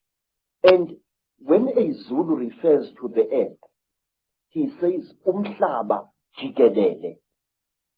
Now, the word jikelele implies a spherical or a hemispherical object. But a Mosotho or a Motswana from Lesotho or from Botswana will refer to the world as lefatshe, which means that which is down here. And he will say, when he refers to the earth's shape, lefatshe ka bophara. Now this word ka bophara means the earth in its width. Thus, a Mosotho or a Motswana believes that the earth is flat, but the Zulus believe it is either a hemisphere or a sphere. The Zulu people were the first people to know something that is now attributed to Albert Einstein, namely that space and time are one and the same thing. Zulus knew that long before Einstein was born. They said that one other Zulu name for space is umkhati. Umkhati. U-M-K-H-A-T-H-I. Umkhati. And they called time isikhathi. So you can see that Zulus, supposedly a nation of skin-wearing primitives, were aware of the fact that space and time are one and the same thing. And further, that if you could find the river of time, you could travel into the future and into the past. And many are the ancient legends which are told in Zululand of a man who traveled through time and accidentally killed a young boy who turned out to be himself in the past, and so he no longer existed. there's an indication on the necklace, I know, around the back that the Earth is round. One of the symbols is indicating that, or a sphere. Yes. But I wonder what you think, Credo, of what is taught to children and students all over the world in the universities and the fancy academic centers, that actually we are now at the cutting edge of human evolution in terms of technological knowledge and knowledge of the world and the universe. And in fact, back in the ancient world, in Africa and North Africa and all over South America, they were just the primitive people. Please, that is a lot of poppycock. In fact, in my long investigation into our past, I can tell you proudly that our ancestors were 20 times cleverer than we are. What I feel and what I think is that in the past, human beings were cleverer than we are today, and that human beings knew more than we know now. We are not progressing, Mr. We are simply rediscovering things that were known by better men and better women than we are thousands of years ago. I wish to offer you proof of this, some of it at least. Say, there are things that I have found in my travel through the world, things that prove to me that our ancestors were highly advanced in chemistry. Our ancestors had become so clever that they could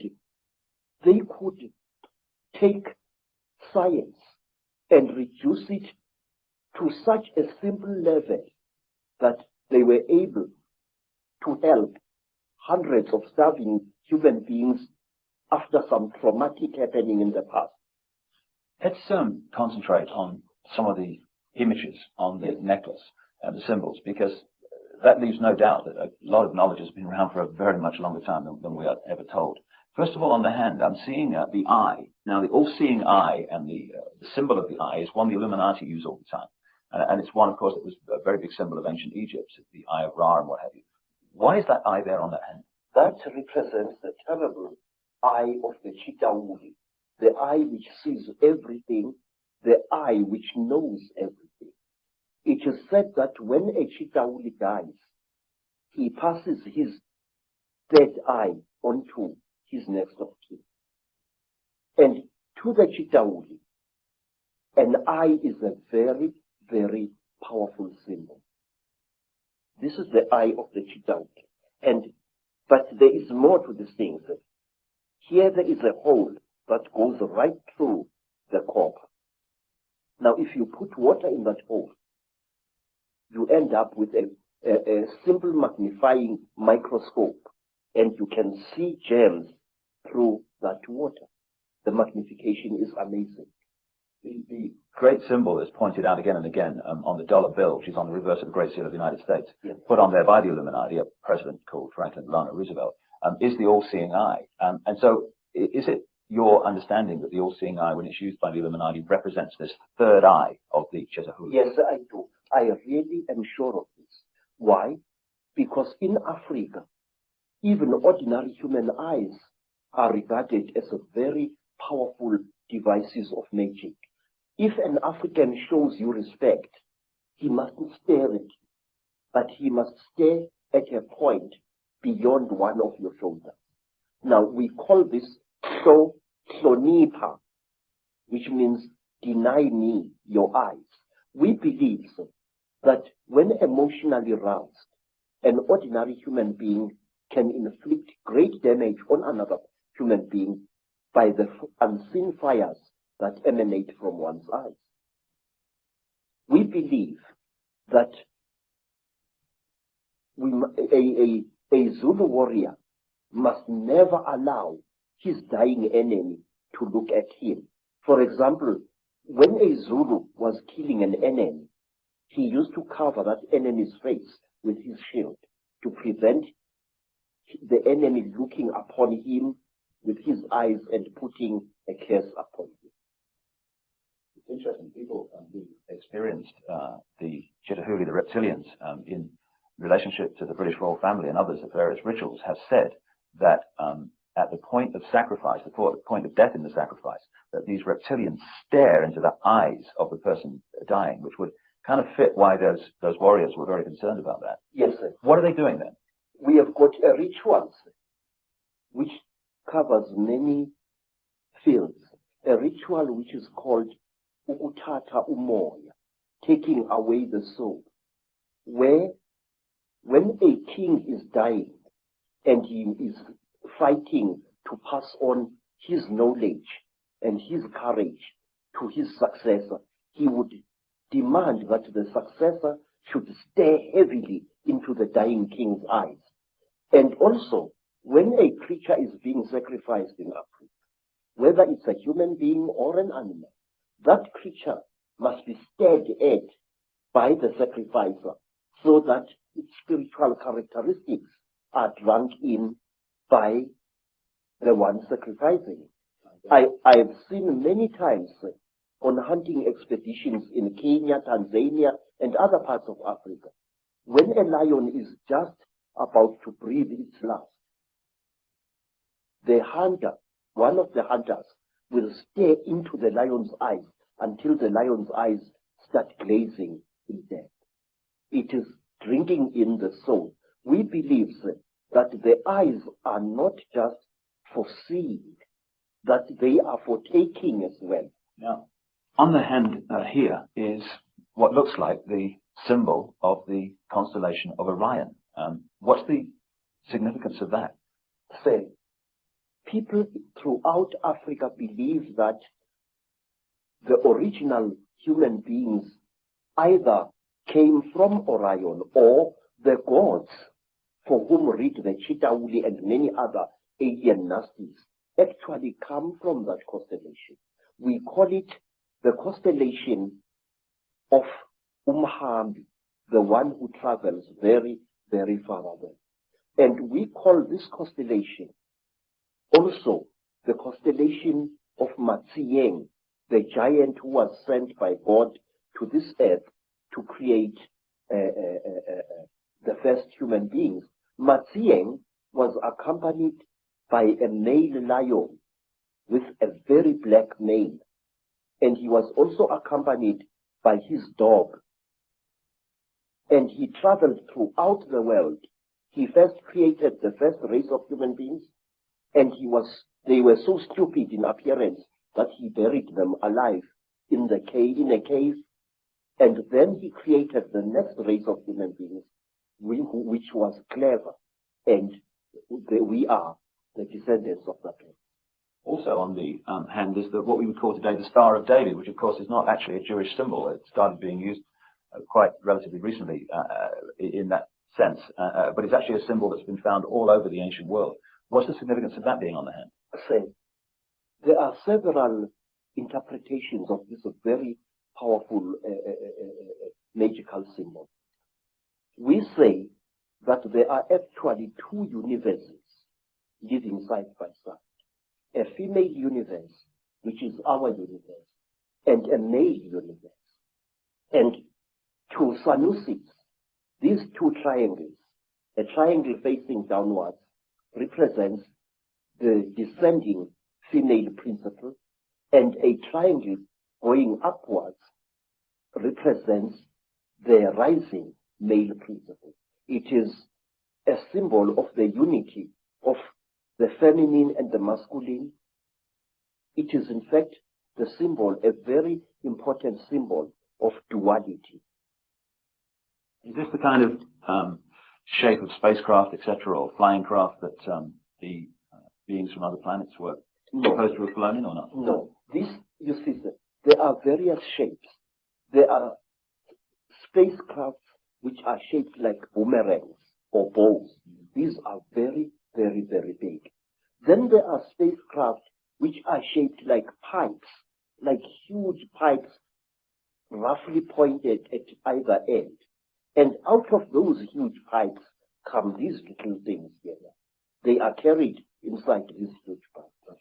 Yes, sir. Now, we could talk about this fella. First of all, the penis and all this stuff, that relates, I would have thought, to the penis of Osiris in Egyptian legend and the same recurring theme.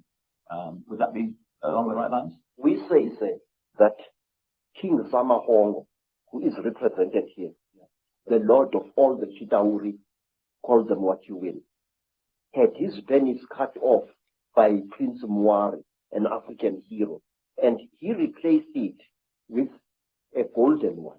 Originally, we are told this thing was made of gold. And now each time when we recall the story of the great marriage between human women and Chitauri men, we unite these creatures symbolically. And sometimes when the necklace is lying on the ground, we make a bed out of animal skin for these two figures, and then we lay them side by side and cover them with a small skin. So, why are the depictions of the gods, if they were reptilian, why are they not constantly reptilian? Why are they symbolized in other forms? Because it is very, very, very forbidden to portray a Chitauri as it really is. Only in that large green head do we see a Chitauri represented more or less as it is. So this was dictated by the Chitauri from the start, was it? Yes. All along? It was. You are not allowed to represent the sons of the python as they really are. Then you are really in trouble. If you want to talk about the Chitauri, you must either play with shadows, you must place an image of a Chitauri against a light and project its shadow onto the wall. So you've got a fish, I know, on the necklace as well, and fish are scaled. Is this anything to do with the symbolic representation of the Chitauri in a way that they couldn't do it openly? Yes, sir. There is a particular Chitauri who is called Wowane by our people. Wowane was one of the few good Chitauri, because there are also some good people amongst them. And Wowane had a brother called Mpangu.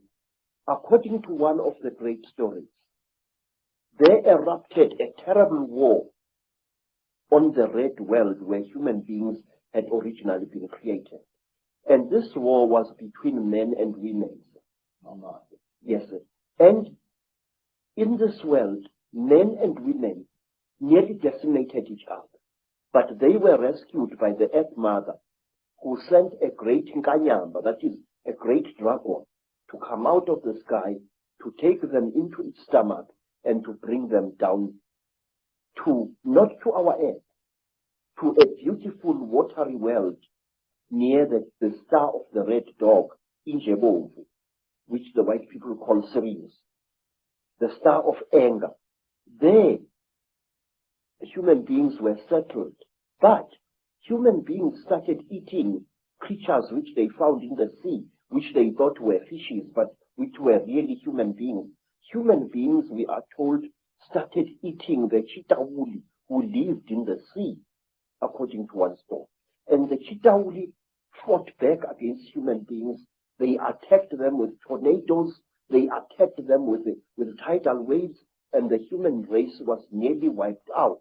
And then two brothers, two Chitauri youths, Mpangu and Wowane, took pity upon the human race. And they went into the sky and looked for a great egg. And they hollowed out this egg, emptied its contents out, and brought the egg to that world and loaded the surviving human beings and brought them to our world here. We say that Wowane gave us the power of kingship. He brought it out of the sky. And if you notice, in many parts of Africa, ancient kings used to wear a wooden helmet with golden horns. It was true in West Africa, and it was true also in Southern Africa in the great Munumutapa Empire. The horns representing the Chitauri? Yes, the power of the Chitauri. Because to a Chitauri, horns are not just for goring other Chitauri as oxen gore each other. No, horns are a symbol of status, and through its horns, a Chitauri is able to communicate with human beings far across the face of the earth. So the horns were like antennae then? Yes, they were instruments of projecting power. In fact, it is said by storytellers that King Samahongo punishes those Chitauri who show mercy to human beings by pointing at them so that both their horns fall off their heads. And the Chitauri is therefore unable to direct human affairs through his or her horns. It's also interesting that the descriptions of the Chitauri, with the horns and sometimes the tail and stuff, is very, very close to how Christians and those sort of stories have depicted the devil. Yes, sir. And one thing that interests me is this, that depictions of the devil have subtly changed over the centuries. But there is a difference now. First, originally, the devil was depicted as a hook-nosed creature, like a caricature of a North African Moor. That was at the time when the Europeans were fighting the Moors as well as the other Arabs during the Crusades. Many depictions of the devil then show the devil as having a hooked nose. And then later, somewhere in the 19th century AD, the devil was depicted as an African with a snub nose, thick lips, and very dark skin. But what amazes me is that now, more than ever before, the devil is represented as a Chitauri. What concerns me is this, that these alien creatures are now about to reveal themselves, and they are making us aware of how they look like. If you look, for example, at bioscope films, which were made in the 1950s, the 30s, and so on, depictions of space aliens of that time are ridiculous, very laughable, but not anymore, sir. Today, we are having films that depict the gray aliens exactly as they really are, and the Chitauri exactly as they really are. My question is why? Are we being prepared for a major event? And let me share this with you. The group of American people who came to visit me a week or so ago and who left a rather unveiled threat about me shutting up or else my wife will die, who warned me about a certain creature called Eleazar or Melchizedek, that this creature is watching me. These people said this, that on Lake Titicaca there is a hidden beam of light coming from the sky onto the surface of that South American lake, and that on the 9th of September 1999, something very interesting is going to happen at Titicaca. Now, I'm interested to know what this is. Well, I know from my own travels to that area that there are endless sightings of craft and beings in that area. I've been there twice myself, and I do think, from my own research, Credo, that we are being prepared for these beings to openly be seen. And being prepared this way, sir, when we do see the nasties, we are not going to react to them with the fear that we would otherwise have reacted. Because now what game is someone playing?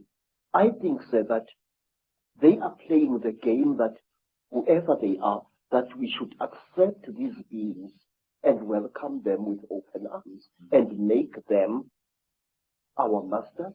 Again.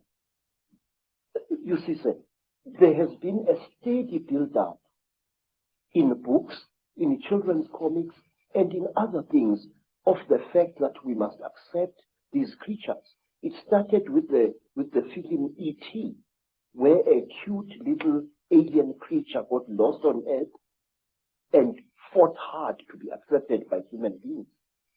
I think the same thing is on the cards. The question is why? One other thing I would just like to raise before we move into the bloodlines and their connections to the Illuminati is one thing that keeps coming up in my work is that some of these Chitauri, these reptilians, at a high level of their hierarchy are actually white. Have you come across that? Yes, they are not white like white people. If you take white cardboard and you soak it in dirty water, that is the color you will get. That is the color of the Chitauri. And wait, sir, let us think carefully about this. According to African storytellers, the Chitauri have got cold blood. They feel cold very quickly. And where they dwell under the earth, where the great sun god banished them, they dwell there surrounded by great fires because their blood is cold. They freeze eternally.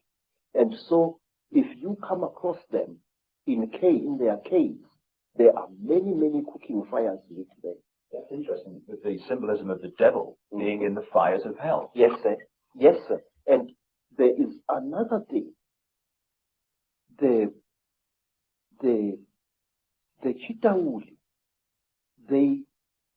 their eyes, terrible as they are so efficient that if a Chitauri appears suddenly into the hot African sunlight, two things happen to him. His skin dries and blisters, and he goes totally blind. In fact, sir, there have been a strange race of aliens which have been seen in Africa, even by white people, which I think are actually Chitauri. When you run and the thing chases you, it stops immediately when a car's headlights hit it and it becomes blind. Another thing, we are told amongst our people that a Sangoma must always have a bogo. This is a sharpened wooden stick, which he or she must carry at night. We are told that a sharpened stick is the only weapon by which you can kill a Chitauri. Well, of course, again and again as you speak, what comes to mind is the story of Dracula, Count Dracula, the stake in the heart, the blood drinking, which is precisely what this Chitauri and their crossbreeds seem to be into. But it is not just any wood that you must use against a Chitauri. We believe that Rhodesian teak, a wood which has got a strange bitter taste, is the one type of wood that is poisonous to the Chitauri. And down there, you see a long stick that I am carving in preparation for the year 2000. I might not be alive to see the year 2012. But this stick, which I've been working upon for the last 5 years, is going to be the one stick which my successor will carry, and it will end in a sharp point. This wood, Rhodesian teak, is the wood that we say can actually kill a Chitauri. And where the Chitauri are found, you find Rhodesian teak or any other teak trees either being felled in large quantities or being pushed over by elephants.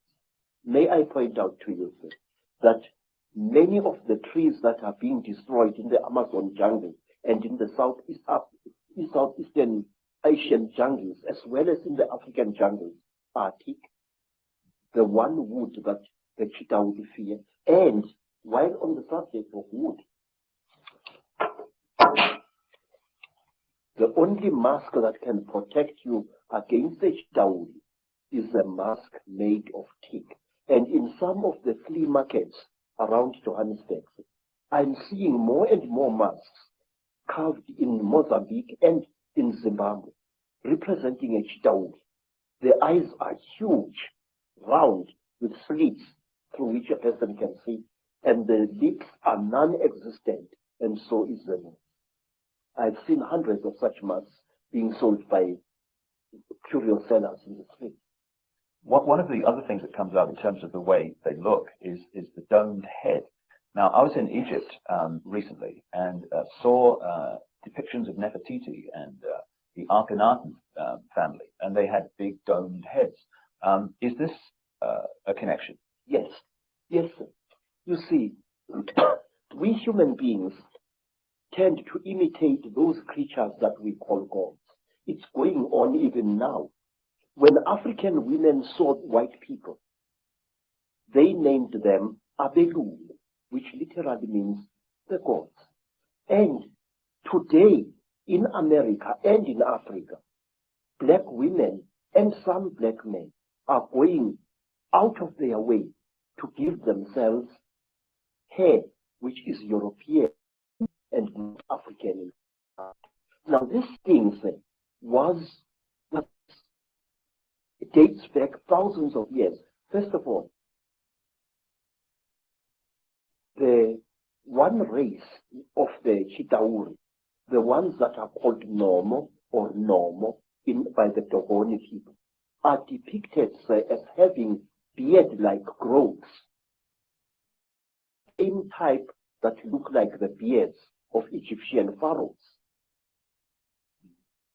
They are shown having, it is said that when a Chitauri gets very old, after tens of thousands of years, he or she develops a bone-like growth under the chin, which twists around like the horn of that kind of fish-like creature I saw in Europe in a picture called a narwhal.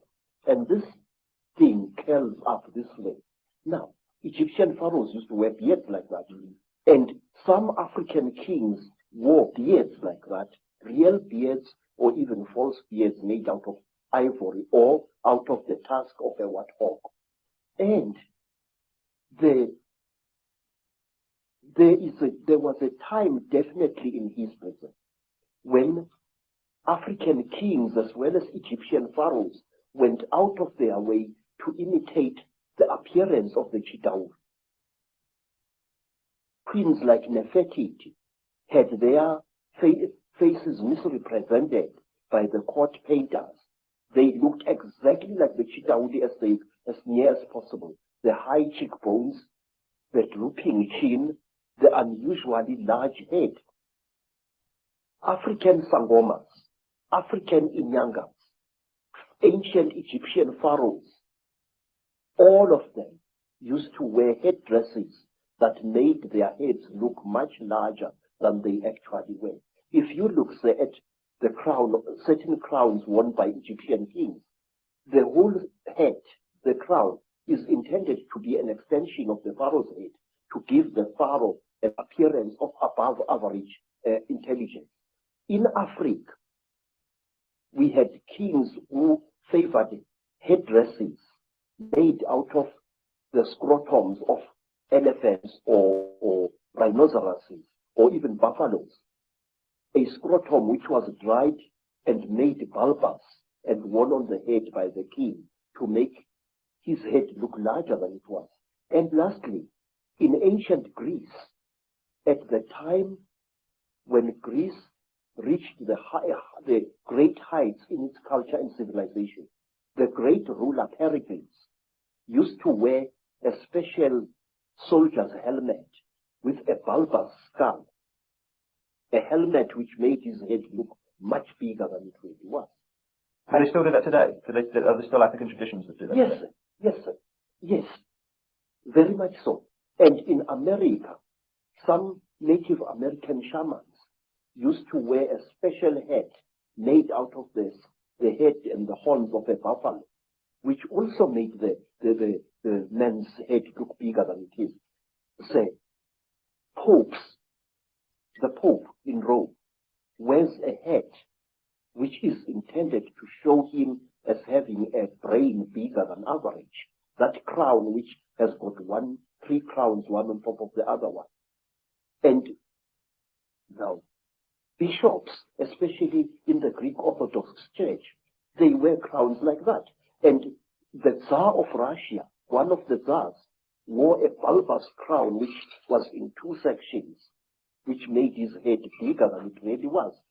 And in Persia, in Iran, some ayatollahs wear a turban whose effect is to make the man's head look bigger than it is. So does a Sikh. And so, for that matter, to the ancient priests of Israel, they also wore an iron-shaped headdress, whose impression was to give him a far and above size head. There are also traditions in which they manipulate children's heads as they're growing so that they become more like. Yeah. During my travels in Africa, sir, I came across an amazing people whom you must visit. They are called the Mangbe people, and they live near Lake Rudolph in Central Africa. They are a beautiful, aristocratic people. And what they don't know about the universe is just not worth knowing. The Mangbetu people believe that an elongated skull with a flattened forehead pleases the gods. They flatten the skulls of their children, causing constant headaches to the child, even when the child has grown into adulthood. And I asked a beautiful Mangbetu woman, Madam, why do you torture your children this way?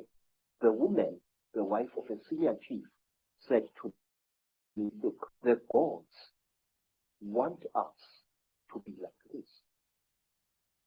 The story that you're telling, Credo, from the African perspective, is it in effect the same story as told in the tens of thousands of clay tablets found in what we now call Iraq, become known as the Sumerian tablets, that talk about a race of gods called the Anunnaki, who came in and brought knowledge, ruled the people, and interpreted them? Yes. Do you say, therefore, that the Anunnaki in those stories that have increasingly, of course, been translated in a number of books, they were reptilian? All I do know, amongst the Xhosa people, amongst the Zulu people, there are beings who are very revered even now, and they are called Amanuna or Amanono. Amanono is Zulu, Amanuna is Xhosa. Now these beings are godlike beings, we are told. They can change their faces. They can change their appearance. Yes, sir. They are shape shifters. A Manuna, now if a Xhosa man has married a very beautiful wife, a wife whose face seems to change every day, he teases that wife by calling her his Inuna, Linuna Lam. In other words, a shape shifter. Said, it is said that the people who are closest to the hearts of the Manuna gods are women. And why? Because the women give to the Manuna the power of, they worship the Manuna, they hero worship them, which explains why Nefertiti wanted herself to look like one of them, and her children too. She was actually hero worshipping these creatures. And the how you say, women are copycats, and I'm not being sexist when I say this. Women will copycat any being that they think is supreme. In Egypt also, you have the python-like headdresses, which are pretty obvious when you look at some of the pharaohs. And the reptile has played a part in the culture of all African tribes. For example, it is that we black people of Southern Africa are going to be deprived of our nationhood in the very near future, and that we are going to be ruled by people of Uganda. But wait, what is the real meaning of the word Baganda. Baganda. And what is the creature that you see depicted on the walls of houses and on the roofs of houses of some of the greatest empires in Africa? It is the python. There was a golden python which was used as a decoration on the roof of the house in which the king of Benin, the Oba, lived. Zulu people revere the mamba, a very terrible snake. Zulu people revere other snakes as well. And in Venda, in the northern Transvaal, the Venda people regard the snake as well as the crocodile as sacred. And they, even today, their girls dance at initiation, a long, rather sinuous dance representing the movements of a python. And they call that dance the Domba dance. And Domba is the ancient name for a female python. Well, wherever you look, all over the world, whether it's the Maya of Central America, South America, Africa, anywhere, the symbolism of the snake, the crocodile, the representation of the reptilian is there. You go into Europe, and the Illuminati created cathedrals like Notre Dame in Paris. You've got the stately homes of the aristocracy, etc., with the gargoyles, the reptilian figures. It's been in our face, but we just somehow have had a blind spot to see it. We human beings have idolized the reptile since the very supposed birth of our history. Go even further, much further. What was the creature which was honored by the ancient Greeks in their Delphic oracle? The python. What is the creature that stands next to the figures of the goddess Athena? The python. No matter where you look, go to China, where I once went. Who are the principal characters who brought wisdom to humankind? Creatures, part snake and part human being. One of whom I remember correctly was called Nu, a word which occurs also in Africa. And her brother was Kwa. And sometimes it's turned into one creature, Nukwa, she. Everywhere we human beings have sacrificed our dignity as a species and attributed great intellect and great glory to reptiles, tortoises, turtles, lizards, snakes. Why? And even now, our fascination with the reptile and the amphibian has not stopped. In fact, it's growing. The popularity of all those dinosaurs in cartoon as well as in serious form, it makes me uneasy. If we could just pick up this line of bloodlines, which the Sumerian tablets talk about, which you talk about, the interbreeding of humanity, and how the accounts explain that these crossbreeds were put into the positions of royal ruling power, almost as like demigods, middlemen between the gods, the Chitauri, the reptiles, and the people. Those bloodlines, in my own research, became the European royal families and aristocracy, and today are the ruling, banking, business, and political and royal lines of the world. And the genealogy supports this increasingly. Is there a tradition also that the royal lines of Africa go back to the same source? Please, you don't have to believe me. Go to Rwanda and there talk to the people there. They will tell you that the founding ancestors of their dynasties were the first kings who came from the sky, and they were called Imanugela, the ascending ones. Say, many African tribes believe that when the gods came down from the sky, they found human beings very, very stupid. And the human beings could not come before the gods in order to be taught. So what the gods did, and this is a story that you also find amongst the Dogoni people in West Africa, because the human beings were afraid of approaching these reptile gods. The reptile gods cold-bloodedly slaughtered one of their number and shared out its flesh with a specially gathered crowd of human beings. And these human beings then became the ancestors of our first great kings. Now, sir, African kings jealously guarded their blood. If the royal lines of Africa claim descendants of the same source, basically, have those lines interbred as obsessively as the European aristocracy and royal family, and not bred outside of those lines? Yes, sir. Royalty had to marry royalty. That was one of the strictest laws in ancient times. Which is obviously where we get the term the divine right of kings from. It's not actually God, it's actually the gods. Yes, sir, yes, yes. Royalty intermarried with royalty. You were not allowed to take a commoner as your senior wife if you were a king. You could take commoners after your senior wife. What the genetics has been achieved. Yes, sir. Now, another thing, it is like the Sangomas. Very, very strictly speaking, a Sangoma, who was sometimes viewed as a king or a queen, was not allowed to marry outside her caste or his caste.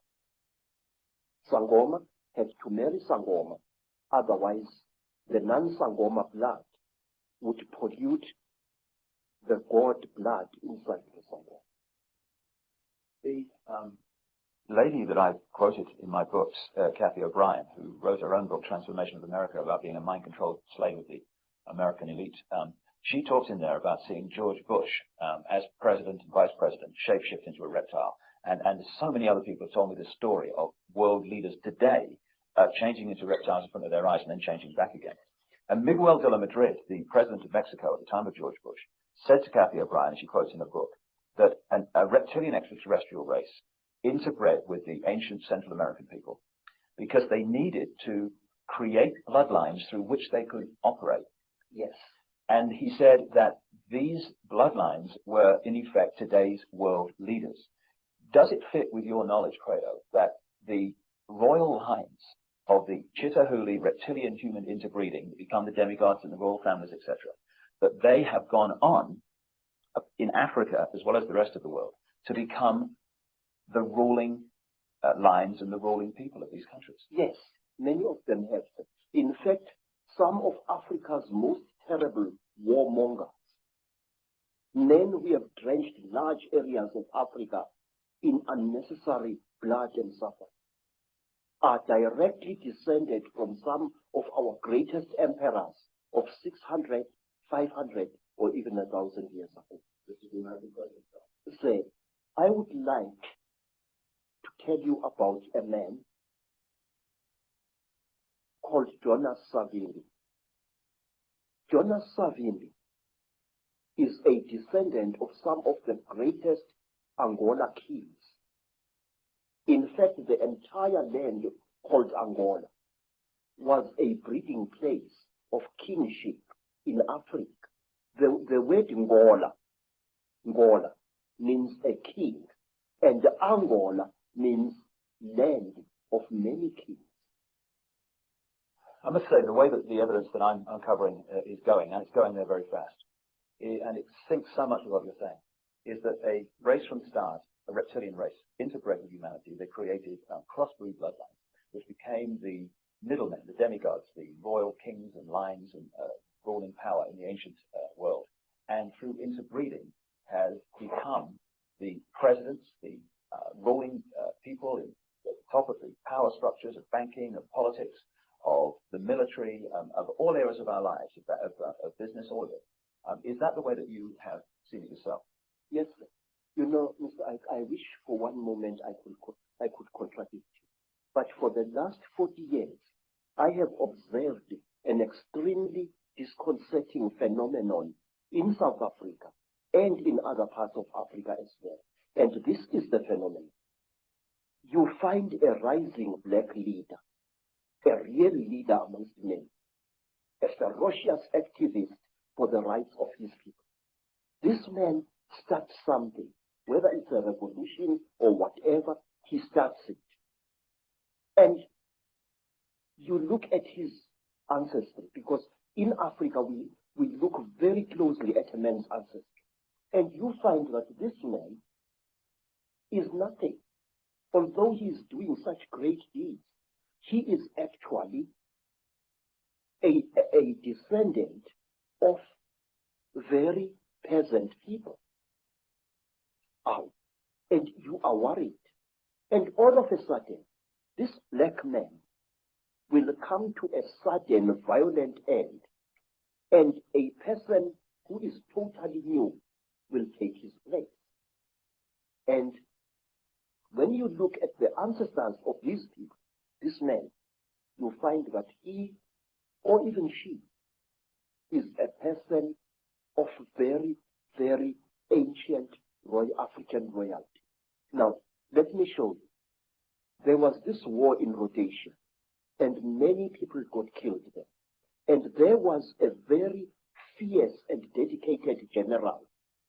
His name was Tongogara. And Tongogara fought in Rhodesia. And just when victory was won, Tongogara was killed in a terrific explosion. Somebody put a bomb thing in his car and killed him very badly. But wait, Tongogara had been a descendant of a blacksmith.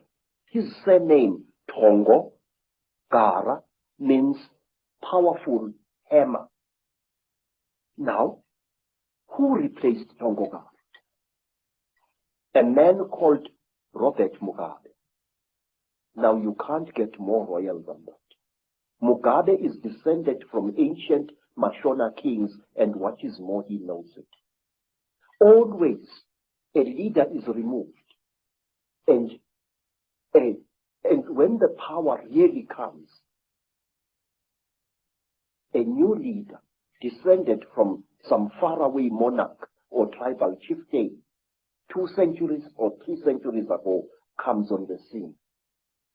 Again and again, there seems to be this particular force which elevates its descendants over ordinary human beings. I can give you hundreds of cases of this. Now, sir, talk about a tradition of shape-shifting. African kings, even now, and even ordinary tribal chieftains, especially in times of crisis, often spread the story through the land that they are able to change shape at will. There was a time when the South African government created the various Bantu homelands, and these homelands were ruled by those tribal chiefs who were agreeable to the apartheid system. Now, some of these chiefs were very unpopular with the people on the ground. And so, to build a charisma around themselves, these chiefs used to tell people that they are capable of changing shape at will. It was spoken about a certain African chief in the Transkei who became one of the first rulers of one of several black homelands then, that one day his enemies were looking for him to assassinate him, and when they broke into his house, they found a huge lion sitting on the floor, and this lion growled at them. And because of that story, because even today, word of mouth is a very powerful media of communication in black communities, all enemies of that particular chief left him well alone because they feared his shape-changing powers. The final question on this particular video, Credo, because we've got a lot more to say on others. Why is it that if the Chitauri are all around us, which I certainly feel they are, and they're operating for certain bloodlines. Now, some people see them shapeshift. That's absolutely without doubt. I mean, so many people I've met all over the world have seen it. Into reptiles and then back again, the George Bushes, the Henry Kissingers, these key people. Why don't most people see it? First of all, I have said to you, Mr. Icke, that we human beings have got a blind spot in our brains.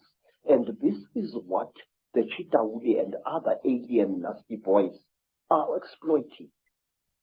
Look, sir, if we are a crowd and we are standing on a city stage, we will see a man suddenly grow an extra arm. And many, many of us will see that, but will refuse to accept what we see. I have seen, sir, people going through severe trauma in train accidents, in car accidents, but they refuse to accept what they went through. I have seen women who have been raped several times, ferociously refusing to admit what they underwent. I've seen it many times. And these alien creatures, they know our weakness. They know that very often we human beings tend to censor what we see.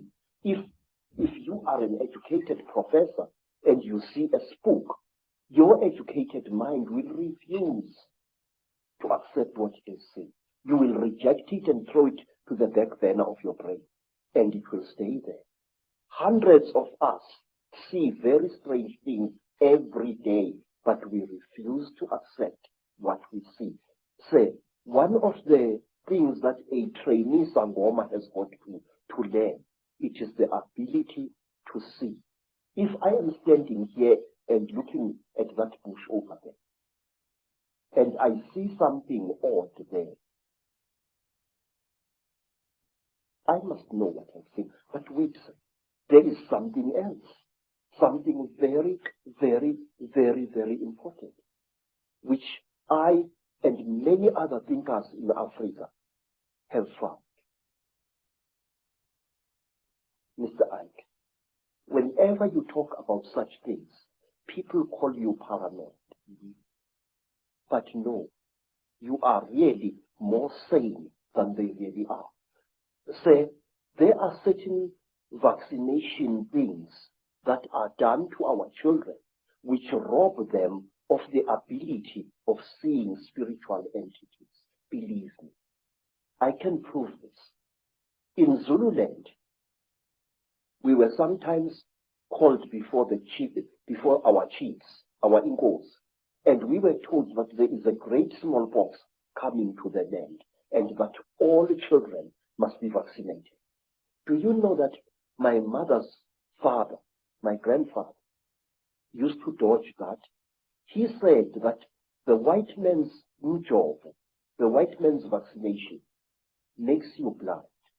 And if you are to look after my cattle, you must not go to the trading store to get your vaccination. But wait, the school inspectors used to come into the land and check each child for signs of vaccination or lack of it. Now, do you know what we used to do, Mr. President? Our grandmothers used to give us great pain in order to save our spiritual eyes.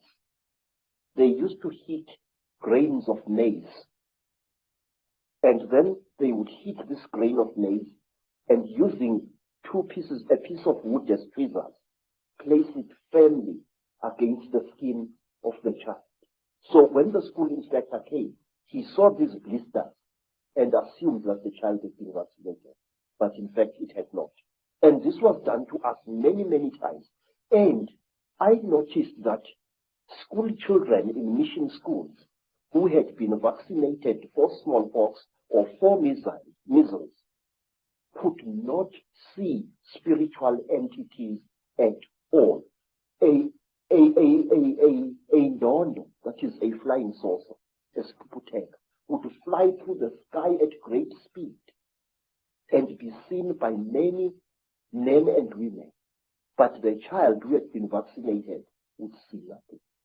And I noticed this hundreds of times. Well, what you just said about vaccines and their effect, shutting us down spiritually and multidimensionally, is fantastic, given that no matter what your background, creed, culture, parents on every inch of the planet almost are being pressurized to have their children vaccinated more and more and more. And to summarize what you've been saying, and indeed it's so much in line with what I've come to the conclusion about as well, an extraterrestrial race, reptilian race, disconnected us from our true magnificent senses.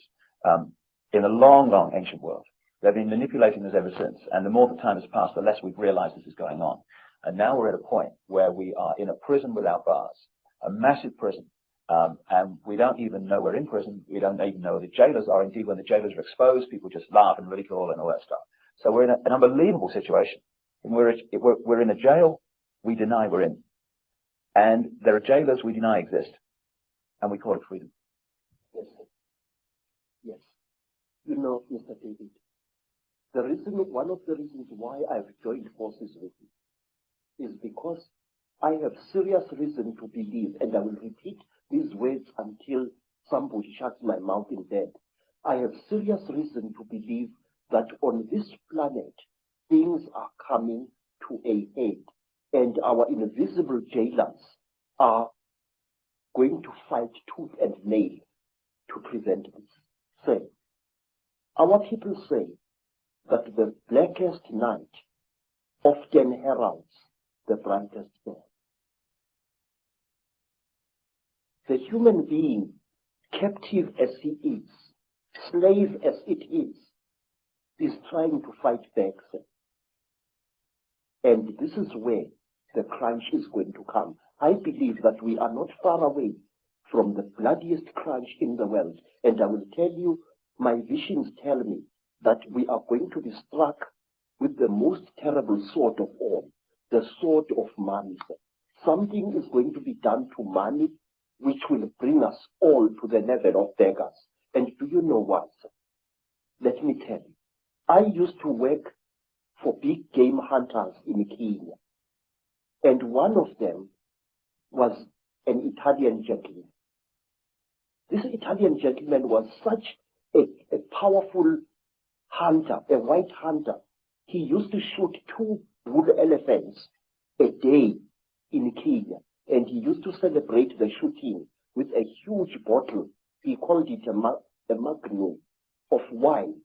I remember him pouring some of the wine onto the heads of the dead elephants.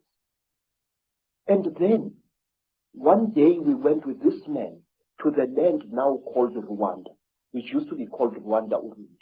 We went up the mountain, and there, accompanied by pygmies, he shot a gorilla, a huge ngangi with silver fur all along its neck. And the great beast died so bravely that this Italian hunter started weeping like a woman. He fired us, told us that the job is finished, and he never hunted again. So, what I'm trying to tell you is this, that something inside us human beings is beginning to fight back against the Chitauri. Something inside us human beings is beginning to say no. And the Chitauri are going to drag us all right into hell itself in order to restore their power over us. Let me show you. Who would have thought in the 1950s, during the time of the Cold War, when everybody was expecting a bloody Third World War between Stalinist Russia and the Western nations, when British, American, and even Russian nuclear bombs were exploding all over the place, who would have thought that a few decades after that, there would come a time when a group of young men and women, the people of Greenpeace, would sail their ship, the Greenpeace Warrior, into a nuclear zone to prevent the French from testing one more atomic bomb. This tells us that something inside the human soul is fighting back. 40 years ago, it was once a very glamorous thing to kill animals. Today, a big game hunter like my Italian friend would never dare show himself in some hotels. He would be spat at and he would be beaten up by people because the hero of yesterday, the Bwana Banduki, the gun Bwana of 40 years ago, is today a murderer. Now, things are coming to a crunch. 40 years ago, nobody cared a damn about the environment. People did not even know that there existed such a thing as an environment or a food chain. Today, there are people who would rather lose their lives than not save a buck which is drowning in a river. A God is being born inside us, all of us. But herein lies the danger. We must be aware of the Chitauri. They are real entities. They leave scars on human bodies. They kill people. They are murdering South Africa even as we are talking now. Every word you and I are speaking now is spoken too late, Mr. David. AIDS is rampaging through our communities. And I have found a new disease in Botswana, which nobody is talking about even. It is 20 times more vicious than AIDS.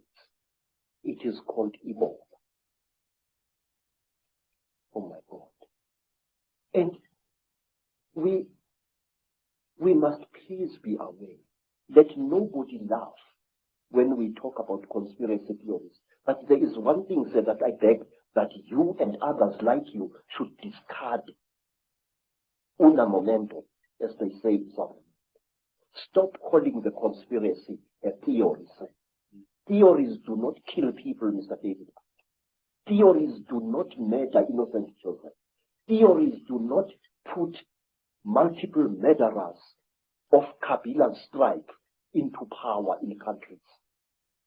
Absolutely. Theories are just ideas floating in the air. The conspiracy is real. It is there and it kills. The staggeringly intelligent, the staggeringly wise, and the staggeringly knowledgeable Credo Mutwa. And his knowledge the world needs to know. Not only is Credo a man who has gathered this enormous knowledge together, he's a man with the courage and the foresight and the wisdom to know that the world needs to hear this, even though most of the world, particularly those who run the world, don't want anyone to hear this.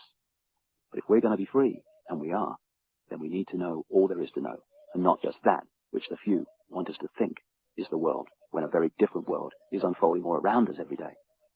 In the next video, we're going to be taking the story on with Credo and showing how these reptilian bloodlines and this Chitauri, this reptilian group, expanded their power across the world, took over Africa and other great continents, and today are the ruling elite that controls planet Earth. And by knowing that, and by knowing how it's done and how it works, we can take control and power back into our lives from those who have controlled us and this planet for thousands of years. It's a great time to be alive. From Africa for now. Thank you, and thanks for listening to a remarkable man.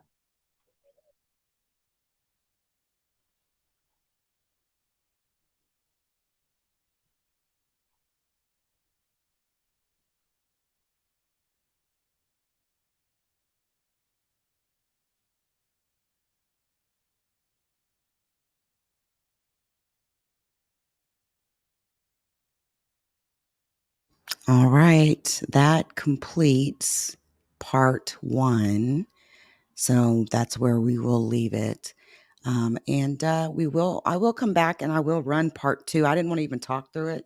There's no commentary for me to give through it or anything like that. It's just really just for your knowledge and to keep this footage alive, because this particular, I don't know, interview, it's not really a documentary, but this interview of Credo Mutwa is old, an oldie but a goodie, and it tends to get deleted over time, just like so many other videos that are oldies but goodies, and it just sort of gets lost on the interwebs. You'll be lucky sometimes if you find it. So anyway, I gotta, we're just making sure we keep the information alive, regardless of how much you believe or your thoughts on it or what not.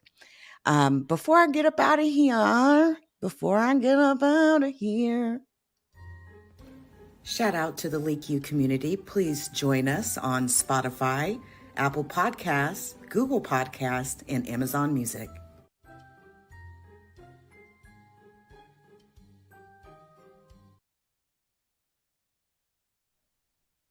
Please hit the like. Thank you.